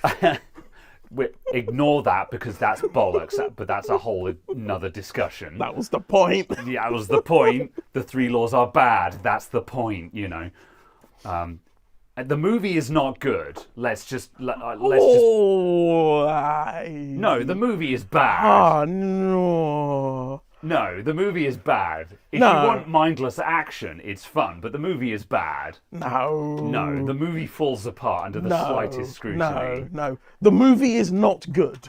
Okay. I can't wait to hear you justify this. I would not go so far as to say it's bad. Uh-huh. It's not a film you sit down, start watching, and just go, the fuck is this? Yeah. It's just not good. Yeah. Okay, yeah, that's what I'm saying. Yeah. Oh, but right, it's not bad. It's not. Okay. Yeah. Yeah, fine. It's a film that can be redeemed. Yeah. Yeah. Well, interestingly, okay, right. I want to move on because this is not what the topic is supposed to be about. We're not supposed to be talking about iRobot. We're supposed to be talking about robots. However, there's a YouTube channel I watch called Pointless Hub that does movie analysis, and he actually did I think it was Pointless Hub's version. Might be someone else I'm thinking of, but did a really interesting breakdown of iRobot, where he talked about some of the earliest concepts before Will Smith came on board, before it turned into a Hollywood blockbuster, where they were talking about original concepts for it. The original concepts behind that were actually interesting, where it was going to be an actual detective trying to solve an actual crime kind of thing with the help of this robot that he doesn't really trust, and there were actually good concepts there. It was when Will Smith came in and it was turned into a Hollywood blockbuster that everything went off the rails.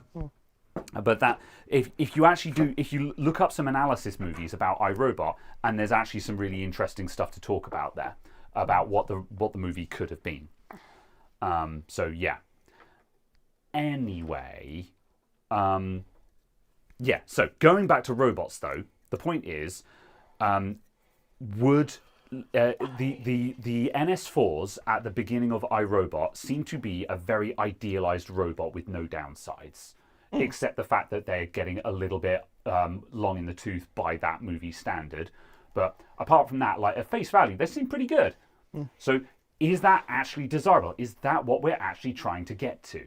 Would we actually want that? Why would I want that? Why wouldn't I want that? These are very good questions. Yeah. Because, you'd want it because of the saving of your time and effort. Yeah. It seems to me like if we could get to that, it would be, because that's the question. Is we're saying because to elaborate on the question further is when we say why are we bothering with humanoid robots when you could build just a machine that does the job much better. Yeah.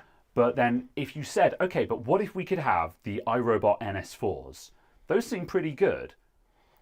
If we agree that those are pretty good, then it's like, well, okay, we should be trying to make a humanoid robot then. I don't think it's a binary. Okay, yeah. Because I think all the way along the way, the dedicated machine will be better. Yeah. Until suddenly the humanoid robot is viable. Yes. In the same way as faking it with rasterization was more efficient all the way along the way, right up until the point we got real-time path tracing. Yeah. That didn't mean we shouldn't have worked on real-time path tracing. Yeah.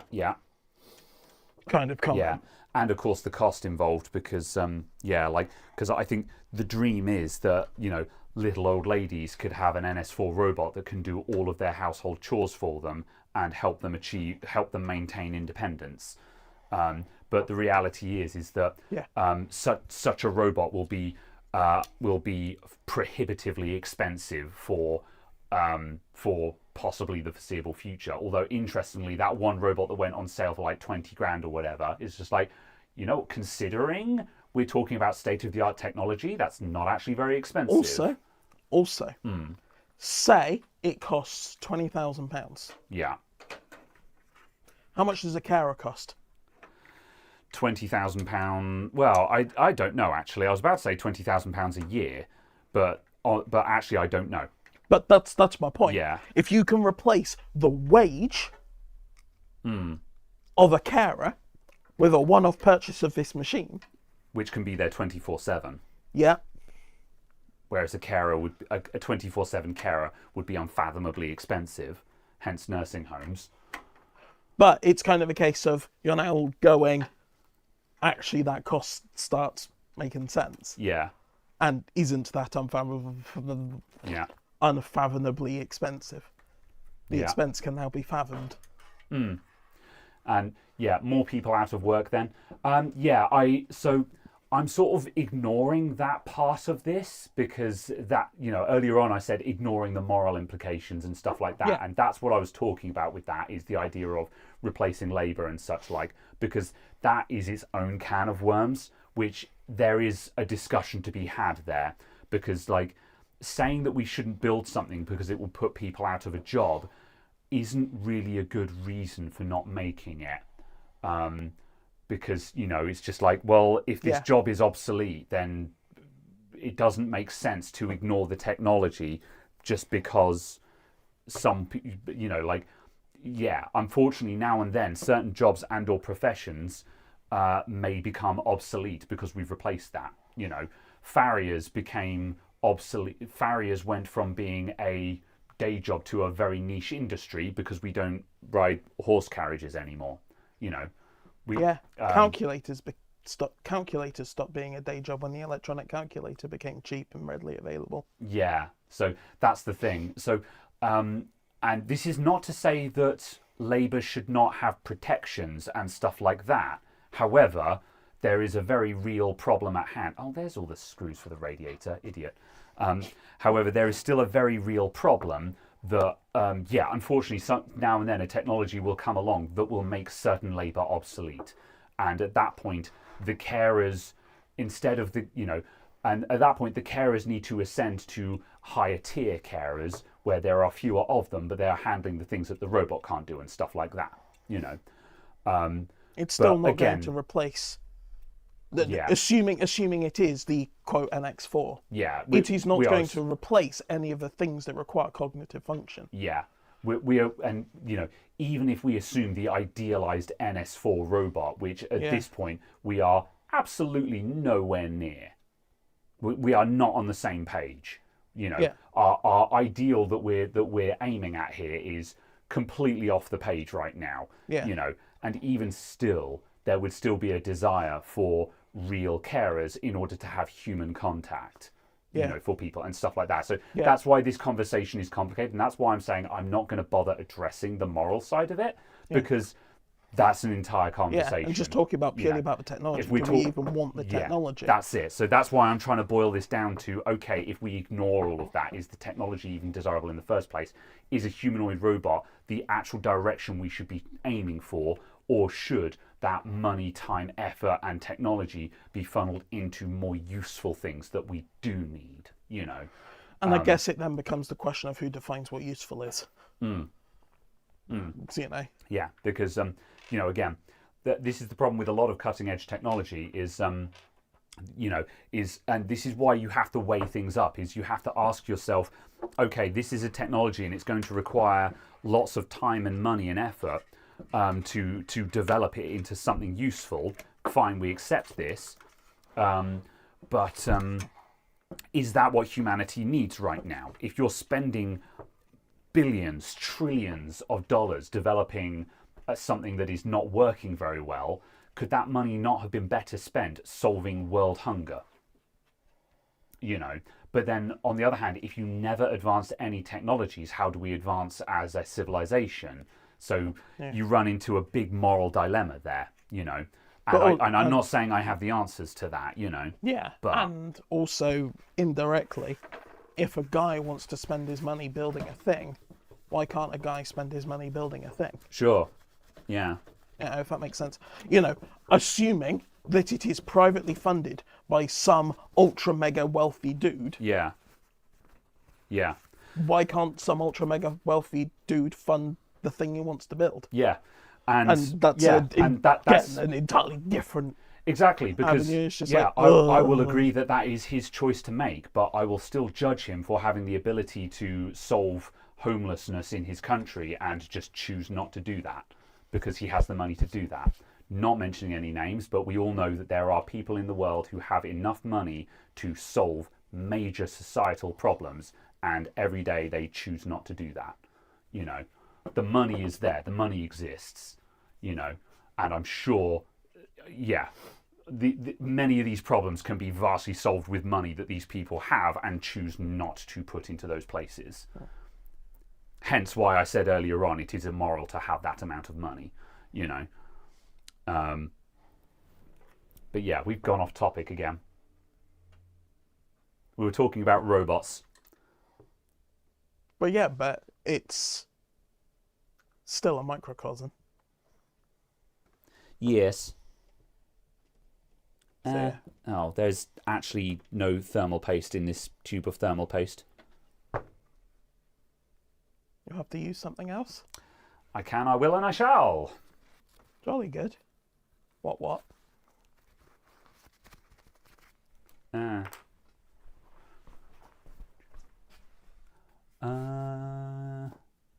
What about the kettle in the kitchen? Oh, yes. Yeah, we don't need a robot to boil the kettle for us, I don't think. Yeah, humanoid robots are interesting, but well, they're fun to look at. But yeah, Have you played Detroit Become Human yet? No, I really ought to. Oh my god! Yeah, I know. I will at some point. You know, I think this quarter and might be the at quarter. Some point, you mean? I tell you what. When I forcibly install it on your computer. This winter will be the winter of me playing moral narrative games. Because coming up very soon on my Twitch streams will be Disco Elysium. So yes. Is that a modern version of DDR? You have heard of Disco Elysium, right? Like, it is widely regarded to be one of the best moral narrative driven games, indie games of all time, kind of thing. Does it involve racing? No. Oh, okay. if you like Detroit Become Human, then Disco Elysium you would find extremely interesting. You should absolutely look up Disco Elysium. I have it. I own it. Okay, good. So you do know what I'm talking about. You're just fucking with me. All I know is that I have it and I own it. I see. Okay. Anyway, I'm going. I genuinely know nothing about it, other than the promo art that comes up in your library. Fair enough. Yes. Well, that is a game where you will make a lot of choices, and it's a game which if you approach, you will leave a lot of yourself on the table. In playing that, based on because at the end of the day, the character guy will reflect the choices you make. The kind of person he turns into is what you choose, and if you approach it honestly, then you will leave a lot of yourself on the table in the process. Yeah, this is a game that has an achievement for being a dirty centrist.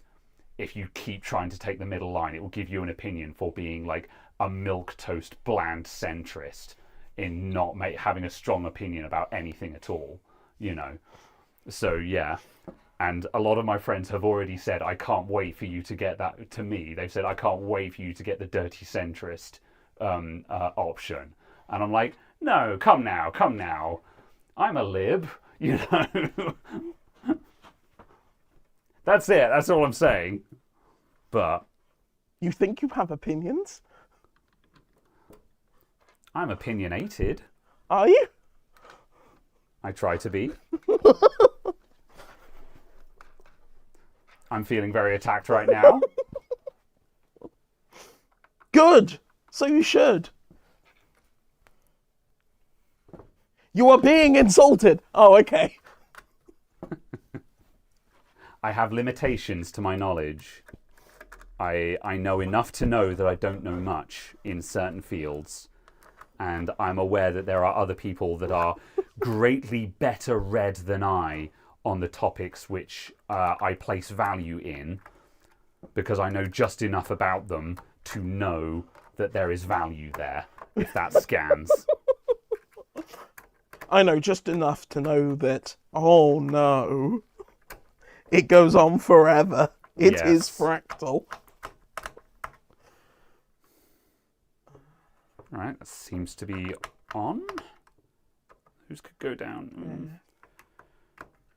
I don't like some games that give you, I can't think of any explicit examples, but where they're like, here is a moral dilemma, and the choice is play the game, don't play the game, kind of thing. It's like, press F to continue story. You murdered a child. You're terrible. What? And then it tries, and then the game tries to lecture you about making poor moral choices. I'm like, well, no, my choice was press F to continue playing the game. Yeah. Stop playing the game. This isn't a moral choice. Yeah. This is why pay F to pay respects isn't just a meme, but just a failure of game design. Yeah. But also but on a similar note though, this is why I didn't like the Outer Worlds.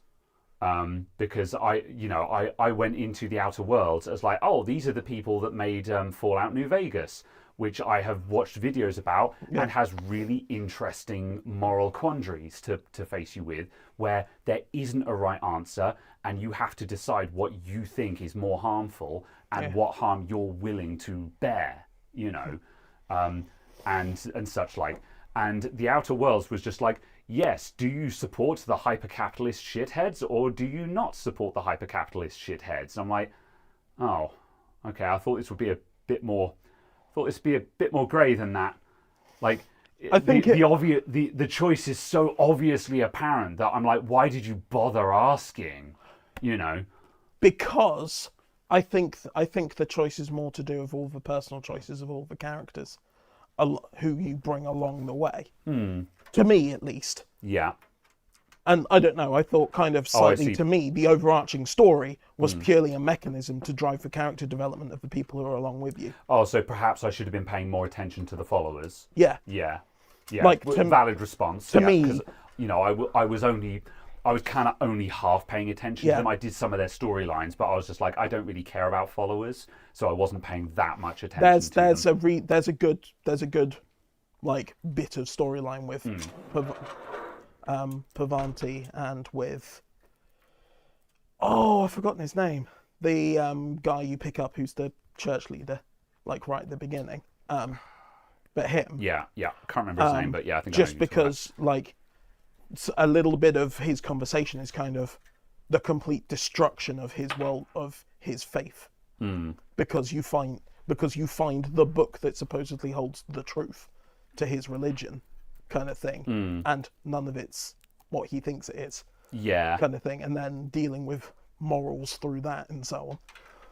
So like just some of the side character stuff I thought was a lot more relevant and engaging and moral than the main story, and the main story was a mechanism to get you into the places that drove that, and kind of possibly it missed the point, but also the fact of just I quite like that, and also I quite enjoyed just the gunplay and so on in it the first time through. Fair enough. It was certainly I think maybe I was I think I was possibly just focusing in the wrong places, and certainly I think just the main story's lack of just the main story held so little intrigue to me that I was kind of checked out by the halfway point of that game, where it became apparent that it was not going to give me any more. It was also kind of the the conversation about if you save these people, you cannot guarantee them enough food to survive. Okay, yeah, but so is it better to leave them in status? Yeah. Or is it better to wake them up to certain starvation? Yeah. Is it better to increase the starvation problem across the colonies and so on and so on? So there was that element as well. Yeah, I think every time there was something where it felt like it was going to possibly say some things, there was like one of the follower characters was a bit of a rebel and had split off and had become estranged from her parents, who were fancy upper class the people. doctor. And then when we went to sort of confront her parents, I was kind of assuming that there would be a little bit of a sort of we just want for what's best for you and stuff like that. But when you actually arrive there, it turns out that they're just shitheads. Yeah. And I'm like, and I literally was just like, we're leaving. Let's just go. This is garbage. We're leaving now. And there was and like sure there was a tone of disappointment of just her parents not being there for her, but that's not a moral dilemma. That's just the note of it is entirely possible that your blood family can just be dickheads, and that's not really news in I can't remember where that story ends up going. I think there's something about there just kind of about the way Ellie's behaving. Yeah, and that's the point where there starts to become any more interest. He's in kind of talking about what she's doing. But yeah. Right. I've got to focus on these wires for a minute because there's a lot of very confusing wires. Help me, what do I do with these noodles? Yeah. Right, I've got a power cable. And a power cable. Is that rear fan RGB? Yeah, it is. So this is RGB then, with the same connector as power. So, that's cool. What the hell is happening here? Right, how many wires are coming off of that fan? Right, hold on. Hopefully 2. Right. No, it is one fan. Okay, it is a super fan. Okay. So, this is power and RGB to the rear fan. And there is a plug for that to plug into, so I shall plug it into there. Ta-da! Right, that is the middle fan. And then there is the upper fan, which then also daisy chains onto power to the fans. Okay, fine. And then we've got an ARGB header, and then we've got this 2-pin plug, which must go to that must be ARGB control. Okay, right. I have solved this dilemma. I'm a genius. I have solved the whatever the hell this is. Yes. And then that ARGB can go back to the motherboard. Somewhere, yes. good. Okay. Assuming you have. Yeah, there's this motherboard is from the peak ARGB era. It has all of the rugabers. Just don't forget to make sure you don't plug it into the random gigabyte 12-volt one. Pain. Yeah. Plug. Oh, that's a shame. That needs to be over there.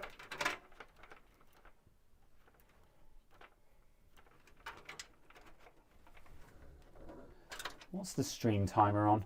I know I'm infamous for going slowly, but holy crap, this is taking me so long. 2 hours 20. Oh my god, I hate everything.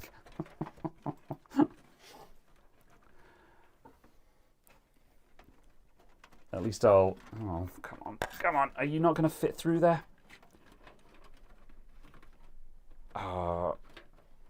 No. Okay, fine. Why are you even trying to... Trying to get that header out of that hole. Oh, I see. All right. Doing all the cable tidying and stuff is such an awful part because it's hard to focus on talking and doing it in a timely fashion, and it's also just really boring to watch because it's really hard to do it on camera because you're moving everything around and your hand covers up what you're doing, and it's just Why won't you go in?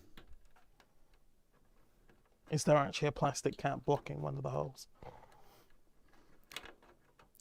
There is, so I am plugging it into the right place.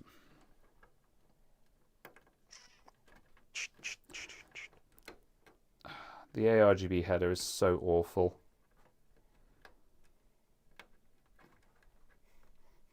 Do what the rest of us do. Ram it all in and tell yourself you'll tidy it up later. Real. Okay, right. Let's unplug that one so I've got more room to work. And come at it from a different angle. Is it even the right type of connector? I'm going to double check. Yes. It is, yes. However, the ARGB header is just awful. The RGB header is is. The new headphones with cameras. Oh, the Razer ones. What? Yeah, so you know smart glasses, right? Okay. Razer have done that, but it's headphones instead. Okay. That's it. That's the product. And okay. Yeah, presumably are these? But I thought they seem to be assuming that gamers give a shit about any of this. I thought they were going. What, the gamers give a shit about Razer's existence? I don't know. There's dozens of fans, but more to the point that I'm amazed that Razer think that their target demographic cares about smart glasses. Yeah. The only smart glasses I care about are Google Glass. Because Google Glasses were the only ones that were actually smart glasses. Instead of just a camera and a microphone glued to the side of some spectacles.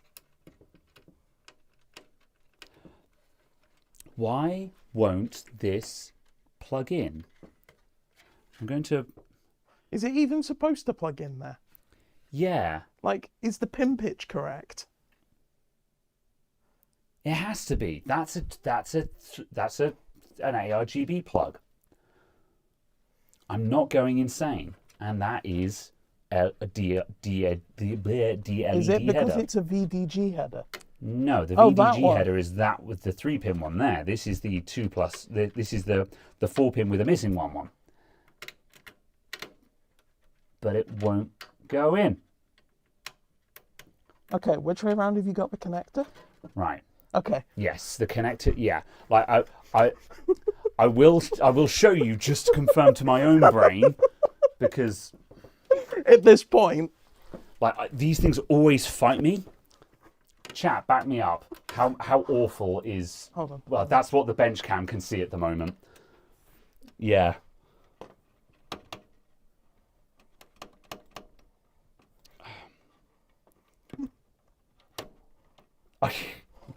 Hold on, I'm just going to try plugging this into a different header on the old motherboard, just so I can convince myself.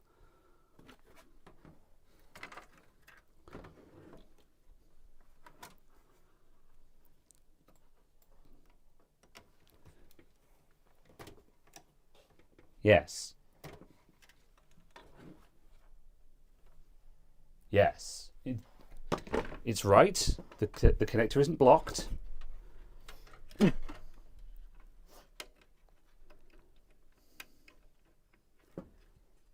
have a suspicion that it's too close to the bottom of the PCI Express line. It's getting pushed sideways.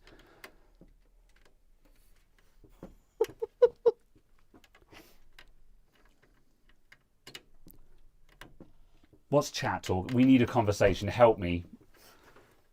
I can't. Using force. I can't start a conversation here. I need you to help me out. The answer is using force. I will work on doing that, but this is a talk show.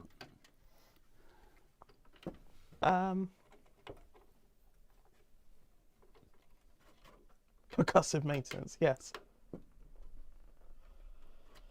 I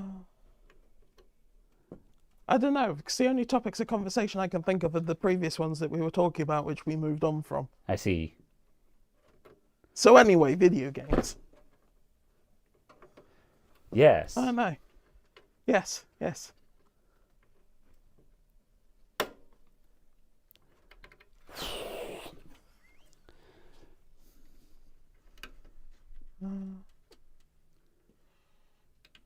Bend it, shape it. Does this motherboard have another? No, it only... Okay, it only has a single digital header. I was like, is there somewhere else on this board that I can plug this wretched plug into? Have you tried playing Arc Raiders yet? No, I'm not I really... have not. I'm not interested in extraction shooters. No. Although I had an epiphany the other day. Good. Sea of Thieves is an extraction shooter.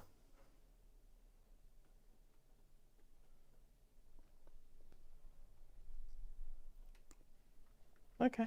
Yeah. Anyone agree with me? Anyone agree with me? Yeah.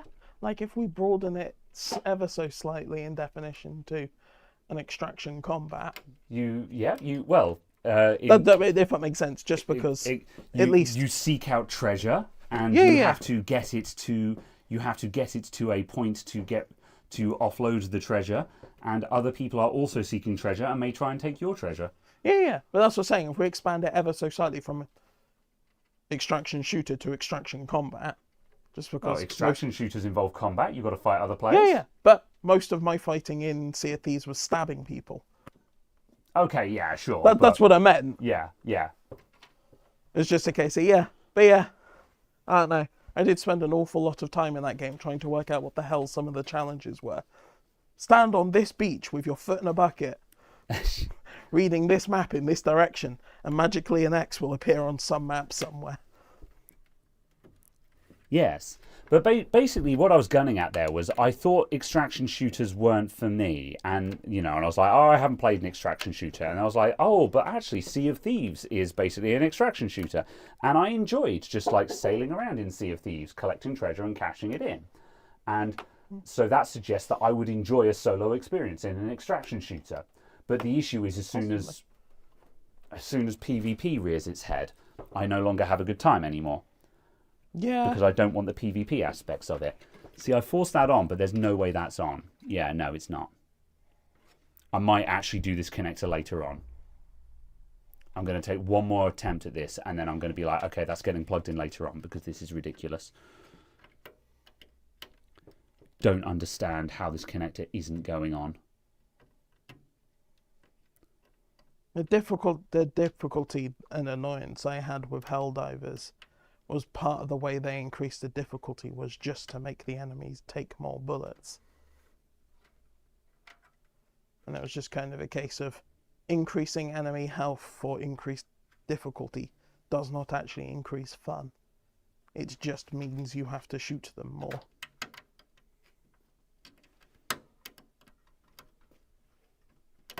Yeah. Yeah. Those pins must just be too thick, but I don't understand that. Like, thick pins don't exist. Is there some sort of, yeah, I was going to say, can you use some sort of extension cable? Perhaps? Maybe. Let me just see if I've got an ARGB splitter or something. Just something else I can plug into that header and just prove that I'm not going insane.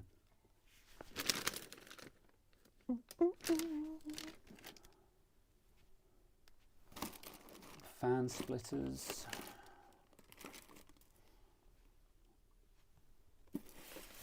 I'm going to build the rest of the system up in a minute, just because, yeah, it's taken me, I've spent way too much time on this.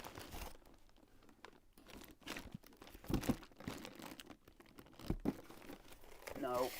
Yeah. Oh, I've got a little box of RGB bits kicking around somewhere. Where is it? Yeah. I never had I didn't have a problem with increasing the number of enemies, so just there are more things to shoot all the time.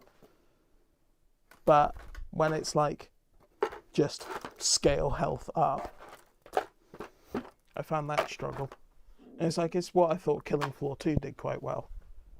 Is that it only increased the health of the enemies in line with the number of players. Yeah. Just so the big stuff didn't get volleyed off by two of you. Yes, yes. I've played, I've played a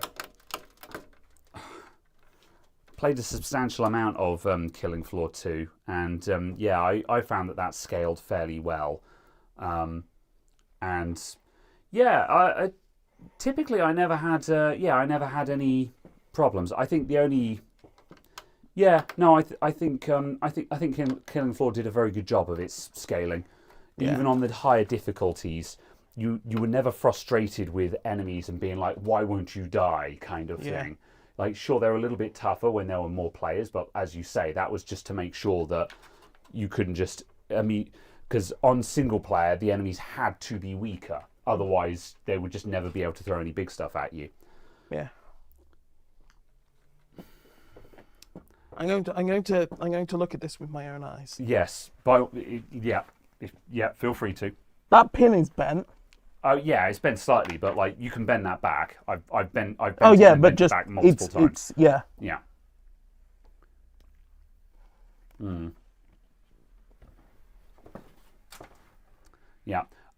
This board has a couple of ARGB headers on it, but not the one that we're familiar with. What's this with the? That's an unhelpful layout anyway. This situation. I was just like, what is this connector? Yeah. All the other connectors it has on it are, because at the time when this came out, there were a bunch of different standards. So yeah, buy the ATX connector. Hold on. So yeah, that's a VDG connector, which is the 12 volt, and that's a 12 volt one. So no, neither of those are ARGB. So yeah. Those are fans. Those are USB. Yeah. I'll do it later. I'm just going to get this built. Yeah. Yeah. Like we're fast running out of time at the moment, and I'm like, oh yeah, no, I've spent way too long building this thing. I will sort that out on the morrow. So yeah. What I might do is just cut this connector up, because basically it's because it's just a pin header, but they've just put a plastic shroud around it to make it a bit more of a plug. Yeah. But if I cut the plastic off of that, then you have something that is far more deft and easy to plug in, because it requires the same deftness as like the front panel headers, but the front panel headers, because they're thin, because they're bare pin headers, you can see what you're doing. Whereas the problem with the RGB header is that this plastic surround on it covers everything, so you have to connect it blind. Yeah. Which is why I hate it with every fibre of my being. All right. Graphics.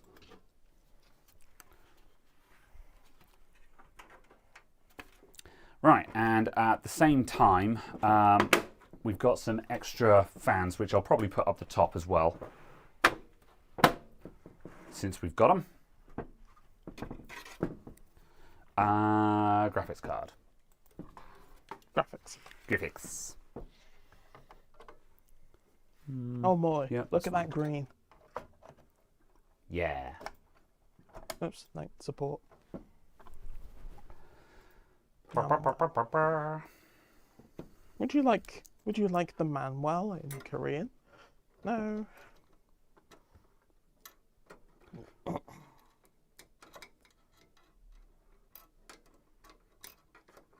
Come on. I was gonna say. Don't we turn it around? According to the manual, it is SPDIF input output and is not LED. Oh, okay. Even though the silkscreen next to it definitely says LED. Yeah, okay, yeah. So and doesn't say SPDIF. It is the wrong connector anyway then. Okay, yeah. Maybe the pin pitch is just slightly off then, which is why I cannot get it to fit. However, yeah, the silkscreen very clearly, the silkscreen has DLED1 written directly underneath it. However, DLED1 is actually the one to the slight right. Fine. Okay, right. There's a solution to this. So in that case, what we would use is the VDG connectors are the same thing, but it's 3-pin instead of 4 with a blank. Yeah. So what I will do is I will adapt the cable. Basically, I'll cut off the end pin so it can be plugged into a 3-pin connector. So that will solve that. So yeah, which is weird because this board is from the era where Gigabyte kind of had their VDG header that was different to everyone else's, but I thought it had one of the ARGB headers on it. Okay, fine. I'm glad I spent half an hour fumbling with that. 2 digital LED strip headers, 2 digital LED strip power select jumpers, 2 RGB RGBW LED strip headers. Got a lot of RGB on it, just not the right type. However, that's fixable, that's adaptable. I will solve that later. I thought for a second it said it had Thunderbolt, and I was going to be like, oh, very impressive. But no, it's just a Thunderbolt card. Yeah, connector. it was one of those ones where they were having the first generation where you could have an add-in card. That was I think sometimes they were available. All right, that's actually all plugged in. Yeah, okay, this is ready to go. I just need to I'm going to put some fans up the top because we've got 2 extra fans, so I'll throw them in. But I'm going to wrap this up because I'm extremely vexed by all of that. So I'm like, all right, let's make sure it turns on and works. Oh. Can you take us off of bench cam, please? Thank you. Make sure that the VDG is not in 12-volt mode. Yes. Oh. Yeah. Oh, no. Okay. Yeah. Yeah, you think ARGB is a mess these days? Oh, it was worse. At one point, it was even worse. Right, I'll put that on the back for the time being. Basically, you just need to make sure this starts up and posts. Because at one point, this was actually just not booting, so... Yes. Because if I plug this in and it doesn't turn on and it turns out I'm wrong about the motherboard, I'm going to cry. I have already tested in such a way that there is no way that that will happen, but the proof is in the pudding. Damn it. It is, in fact, the power supply. Yes. And has been the entire time. Why aren't you... Oh, there must be a cable blocking that. Yeah. I keep setting that in place and then it jumps up. There we go.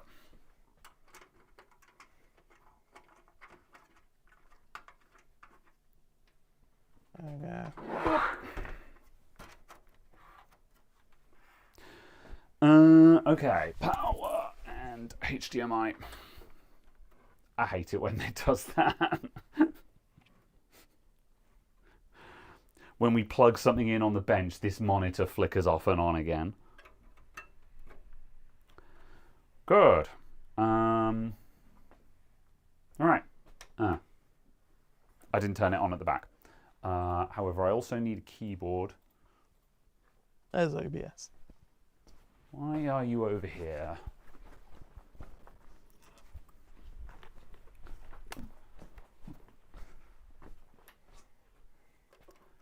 USB, power, bam. Oh, I didn't plug the pump in. Oops.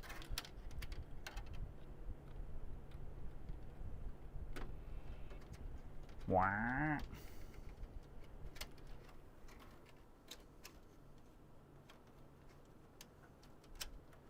Might need a BIOS reset.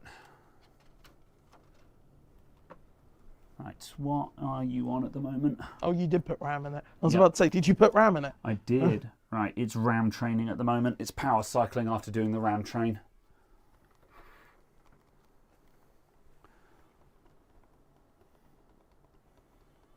Is this keyboard even turned on? It is. Wow. Wow. The monitor's turned on too. That's a good start.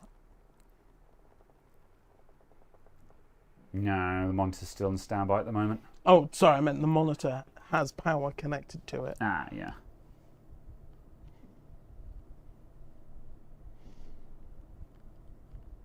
Mac. Okay. Third time's the charm.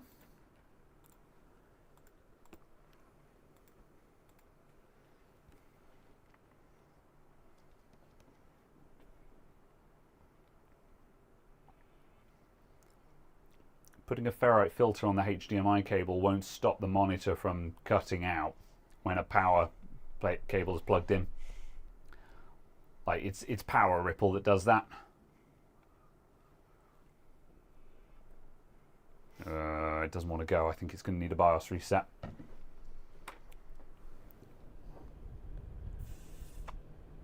Welp.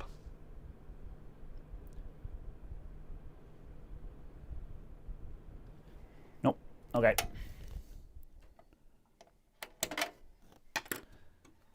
Didn't it have some weird overclock on it? No, it's had a BIOS reset recently, this motherboard, because I've been dicking around with RAM while it was in the old computer. Because I was trying to run mixed RAM in it, so it got a BIOS reset at one point while I was trying to do that. So like it should just be on, like it shouldn't have any settings dialed in at the moment. The BIOS was at its defaults, I thought, so it should be able to successfully RAM train. But Should be able to successfully. yeah, it should be able to do something. I'm going to put that face down again just so I can see the diagnostic LEDs. There are many LEDs. Yes.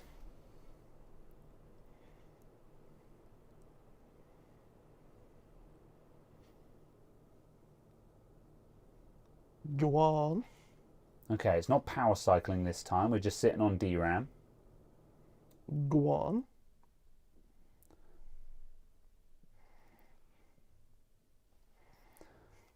A couple of power cycles again.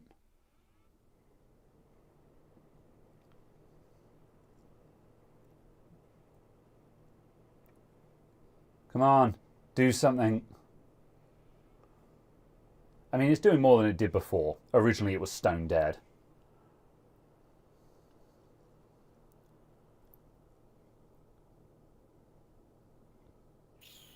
Well.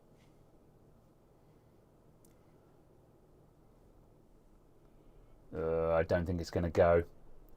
I think this RAM is going to be an animal to get working. I think we might have to put some lower speed RAM in there and like lock off some low speed manual RAM settings and then put this RAM in and step it up or something like that.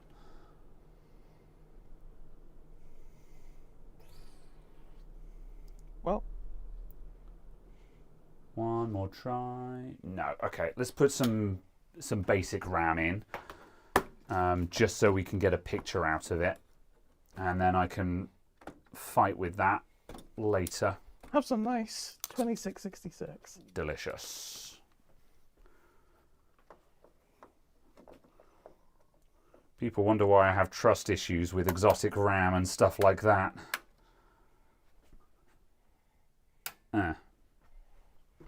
RGB! Rugaba.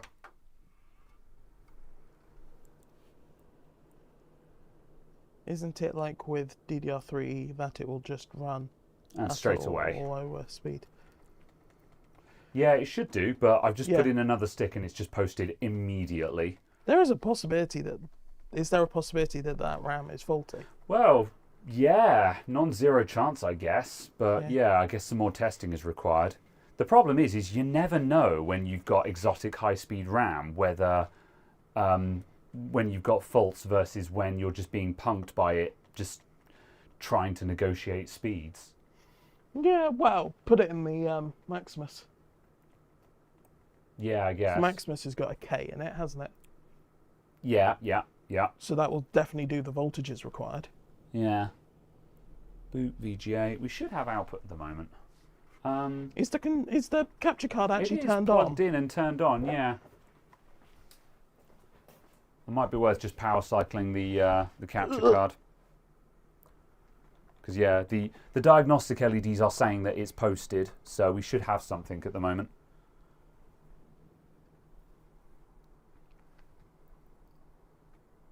Oh, that's the fiber one that goes over there. I was like, of course there's no signal. The HDMI is not plugged in. Yes. But no, it was the other one. The lights have come back on.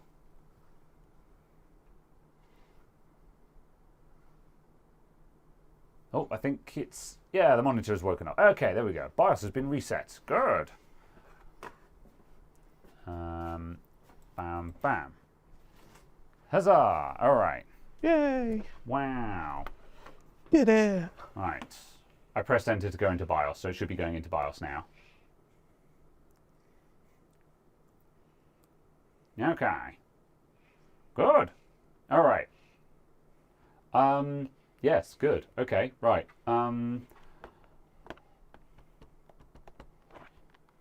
Right, well, we've had a successful post, so what I'll do now, I'll turn it off. I'll take that stick out and I'll put in one stick of customer RAM. We've got 10 minutes, so I'll give this a little bit longer just to see if we can get the customer RAM going. All right, power on.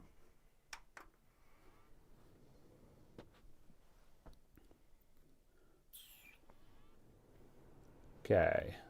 I guess that's one way of it power cycling. Just going. Yeah.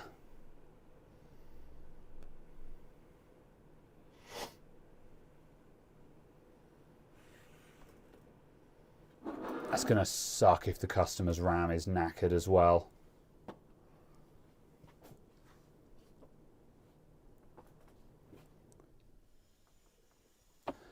I'm assuming that this is the RAM that they've been using in it up to this point. They didn't mention otherwise, and I feel like they would have. This is the problem sometimes when a customer brings in a computer and a box of parts for it, is you don't actually know what was previously working.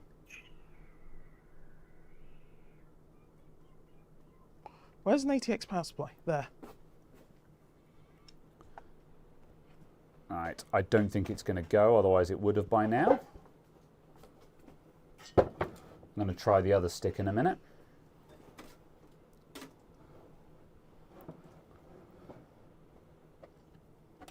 In.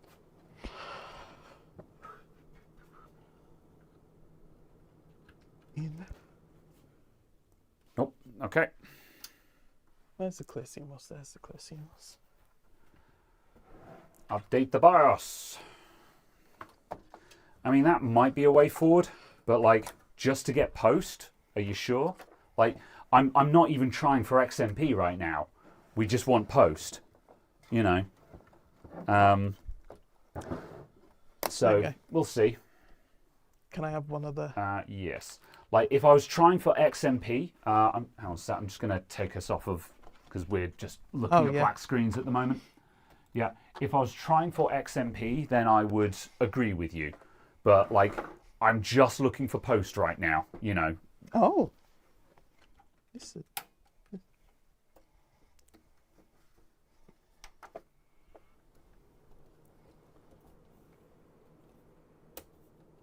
Would find it really weird if you need an update just to get RAM running. Yeah, exactly. Like, if I was actually trying to get high speed... I was posting with this one. I think we might have a bad RAM stick. It's power cycling now, but it did actually go over to the VGA light just then. Let's flip you over like that. Oh my god, it's going to go. Oh, that's garbage. Yeah, I think that stick is crap.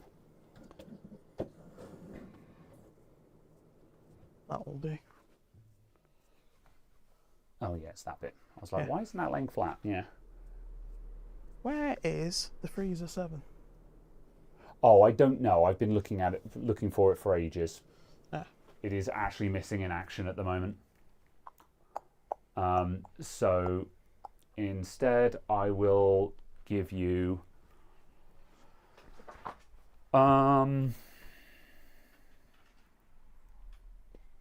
Yeah, that is kind of our best bet at the moment. I was like, sort of, are we doing this right now? But I'm just like, yeah, I guess, may as well. That will work. Yeah. Yeah, that's what I was looking for next. I'm just going to demonstrate that this makes contact by way of splooging some thermal paste. Yes. Right, this thing is actually booting Windows now, so that is progressing. Does this contact? That makes sufficient contact.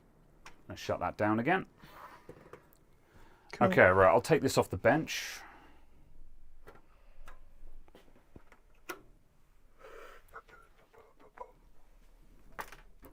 Right, let's get this out of the way.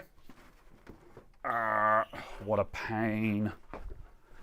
My whole week has been like this, with just things fighting me every step of the way. And like, sometimes it's because I cocked up and didn't spot something.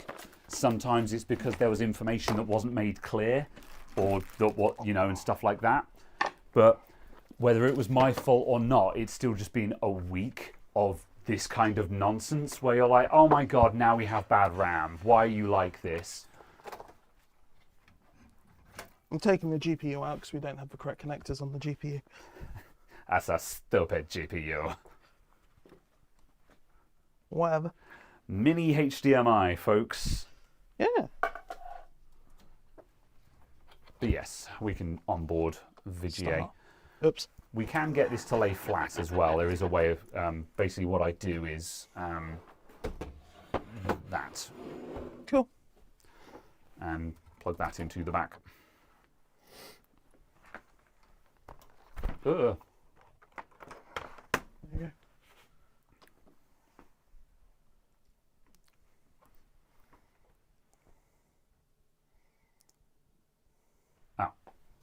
Just going to plug the CPU fan in just so we know when it's turned on as a treat. Oh, I was just going to read the postcode reader. True, but still, a fan is nice. I think the answer is no. Lame. Luckily, G-Skill has a lifetime warranty. Yeah, how long's an RMA going to take? So? Yeah. You can chuck in some of this vengeance RAM. Go, your computer works now. Yeah. And then you can RMA that. This was a 32 gig kit, wasn't it? Yeah, yeah. I'll lob the Viper. I'll lob the Vipers in there. Oh yeah. Yeah, no. Yeah, is that stick crap? Certainly not posting. God damn it.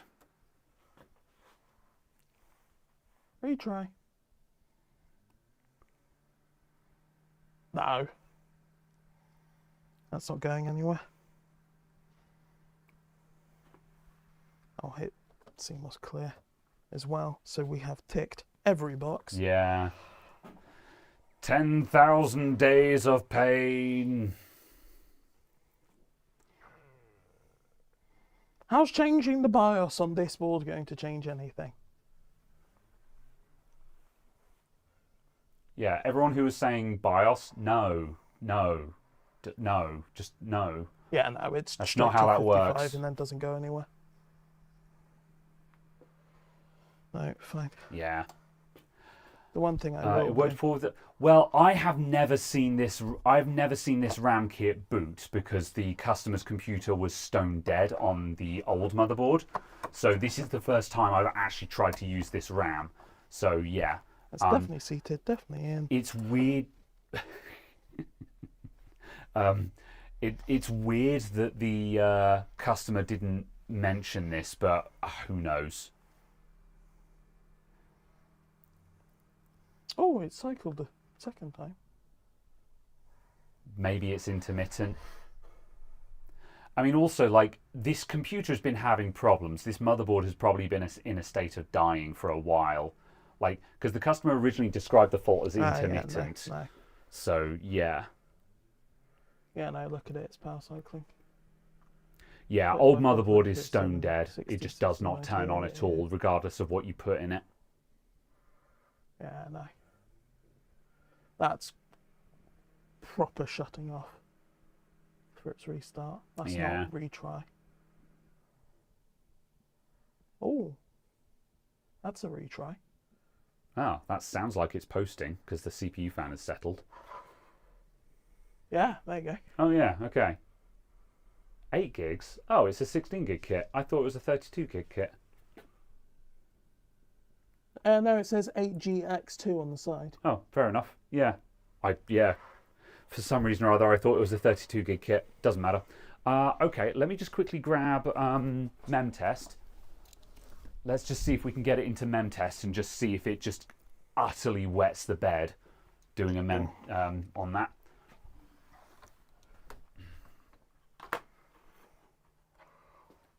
Capture with face. Whoops.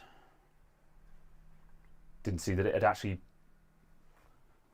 How do we... Oh, the capture card is frozen. Whoops. Where the hell are we going? Okay, hold on. Luckily, the person's face is blurred out anyway. Studio mode. Where is it pulling that from? I think the capture card had frozen on the last screen it was on. Yeah, okay. Capture with face. There we go. Okay, right. So this is the bad stick, and after a lot of bullying, it's started up. So let's see what happens. Something certainly weirdly intermittent.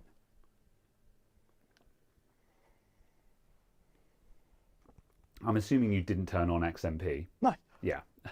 No. Yeah. I just went into BIOS, so it sat on the bar screen, and we could just double check the CPU wasn't at 700 Celsius. See, I got a horrible feeling that this stick of memory is intermittent. I think this computer has multiple issues, and one of them is a bad memory stick.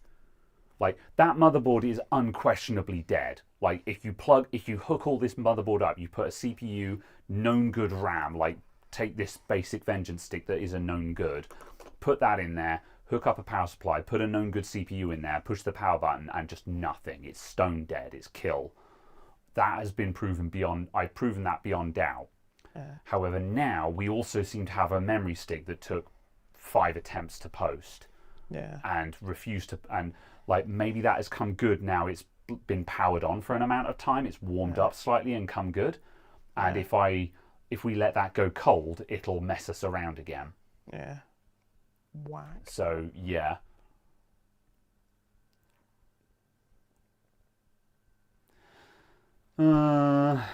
Weirdness. However, yeah, it's not spitting errors. Like, obviously you'd need to leave it to run for, you need to give it at least one pass or so before you say that it's not dead. But considering it wasn't posting, I would expect something to have come up by now. Yeah. I thought it was just going to spit out errors at us straight away. Yeah. Weird. Yeah. I might leave that to run. Is that cooler going to be okay? It looks like it. Yeah. What the only other thing I think it should do, just clear CMOS again and then try and boot it again. And if it has the same issues. Oh, well, just see if the motherboard was sulking. Yeah. Yeah, because this motherboard hasn't been powered up for a while. We did BIOS reset it, but like we didn't pop the BIOS battery out or whatever, you know.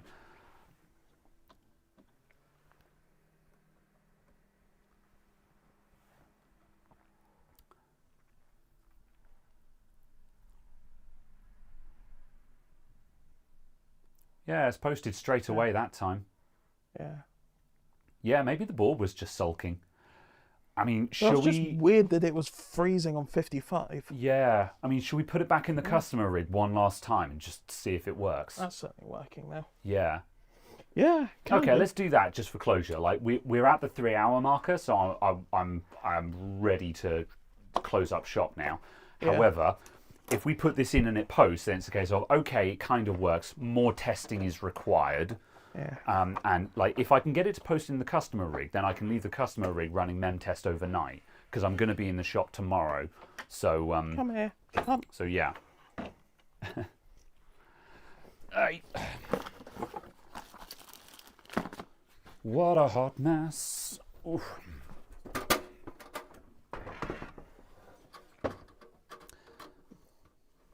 As a side note, I don't think there'll actually be any BIOS updates available for this motherboard because it's been updated before in the past, and given its age, I'll be impressed if there's been any new BIOSes for it in the past 3 years, you know. Yeah, but it is running one from 2019, so there is one in the past 3 years that will still be 2019, really? Yeah, apparently. Huh. Because at points we've done overclocking and stuff like that on this one before. We've messed with this motherboard before. Yeah. So like that's one of the other reasons why I was dismissing BIOS updates because I was fairly certain it was already up to date. But yeah, that much being said though, again we shouldn't need a BIOS update to run JDEC on RAM. Do you want to pop that module out, the one that's currently in there? Because then that will be effectively replicating conditions. Yeah, okay, yeah. Right, we'll quickly switch it on with the known good in there at the moment and just confirm that it posts again. And then we can be like, okay, we are in a known good state. Keyboard, please. Nope. I'm also just going to quickly Stop it. whip out the customer SSD so it doesn't try and boot. What a mess.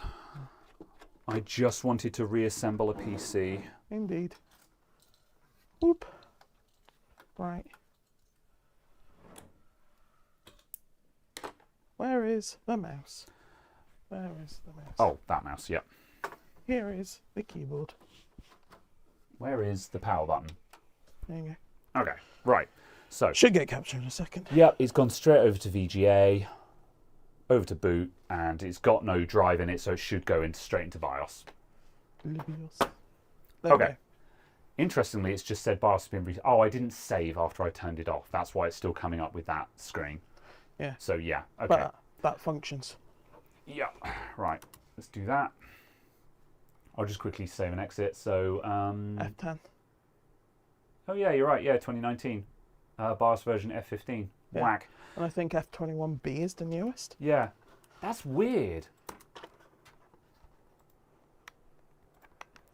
Yeah. Oh, F16B. I was sure we'd updated this. 2021. Yeah.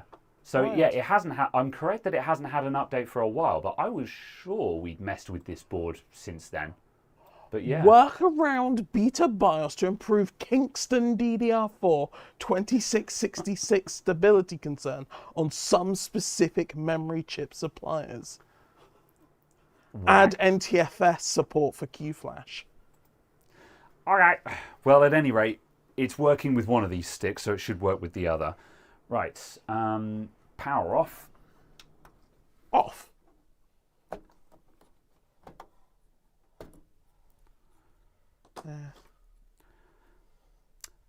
Is that a backup? This board does have dual BIOS, so maybe at some point, especially because I've been dicking around with it lately, maybe at some point it's reverted to its backup BIOS, which wasn't updated. That would explain why it's landed on an old one. So yeah, because yeah, as I say, this week I was messing around with this board with really, like I was trying to stuff it full of all of my crap memory. So I was mixing like 2666 and 2400 sticks and stuff like that. No, bam, straight away. What? Okay. Like, if it works, then fine, cool. But why are you like this? Yeah. Why can't you just be normal?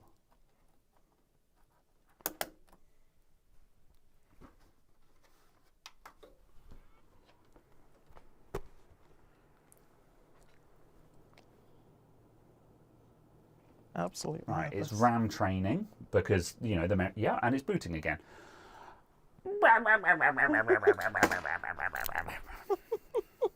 I'll leave it running mem test overnight. Right. Let's just check that things make sense. Where can I see general information on this BIOS? Isn't it the slide out on the right?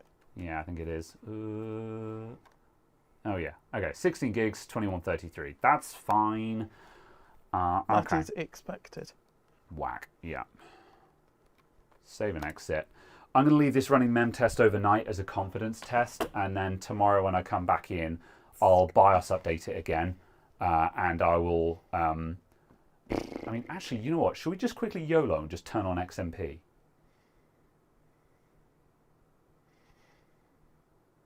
I'm going to do that. I'm going to YOLO it. I was going to say leave it to run the first like 10 seconds and see if it vomited a line of errors. No. Let's go. I'll be in MIT. Advanced memory settings, XMP, profile 1, 4266. Damn, son. All right. Good luck, everyone. But it's Intel. Intel can do any memory speed. With their K CPUs, yeah. Oh, yeah, I forgot about that, not gonna lie. This isn't gonna post now, is it? No, it's not. I saved the village.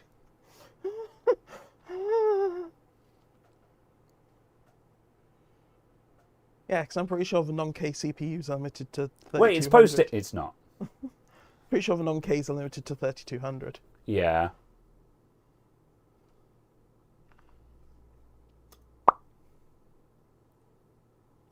Unless, like, you've got a golden sample and then it might do 3444. 30. Ah, no, it's posting. Joke's on you. Joke's on you, suckers. I bet it's just BIOS reset, though. Yeah, okay. Boot failure detected. Do you want to do the thing?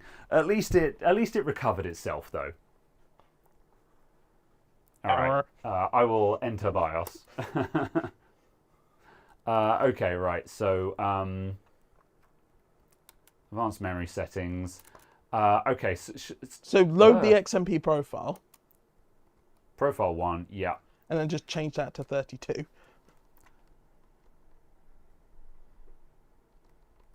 Type using the numbers. Ah, yes. There we go. I was trying to press enter to get like a menu or something like that, but yeah.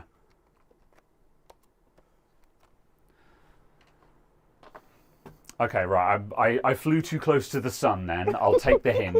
I'm just going to let it boot up now, go into memtest, and we're just going to leave it running memtest overnight.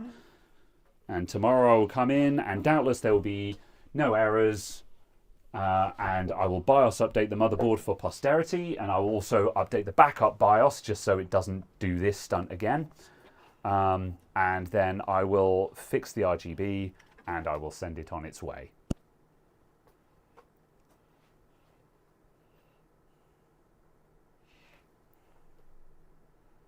Huzzah! All right. Okay. That has not immediately wet the bed. No. Yeah, I don't know why it was being so finicky beforehand, but yeah, as I said, yeah, no, I was going to say the only thing I can think of is, like I said, I was dicking this motherboard around during the week, but it was working. At the point when I took it out of this computer at the beginning of the stream, and at the point when I took it out, it was in a working state. Yeah. So yeah, I don't know why it threw such a hissy fit. Yeah, once it had such a round of errors. Yeah. Whatever. It works. We're done. This computer is rebuilt. Good. I've enjoyed this conversation in English. Success. Yeah. I'll test the memory after cold as well. Yeah. Yeah, what I'll do, so I'm going to leave it running mem test overnight, and I'll come in tomorrow, and assuming that it hasn't died, I will then turn it off, sort out the RGB, and just close it all up, and then I'll leave it off, and then on Tuesday I'll come in and just go, right, it has been off for 2 days over the weekend, power button. And if it works then at that point we can be like, cool, we're done here, you know. So yeah, good. Madness. I have still enjoyed this conversation in English. Thank you everyone for tuning in to this nonsense stream of waffle. I'll see y'all next week, I guess. When's next week? The 17th, yeah. When's next week? 7 days' time. Yes, I can't think of anything that's going to disrupt that. So yeah, all right. Excellent. Fabulous. Until then, goodbye.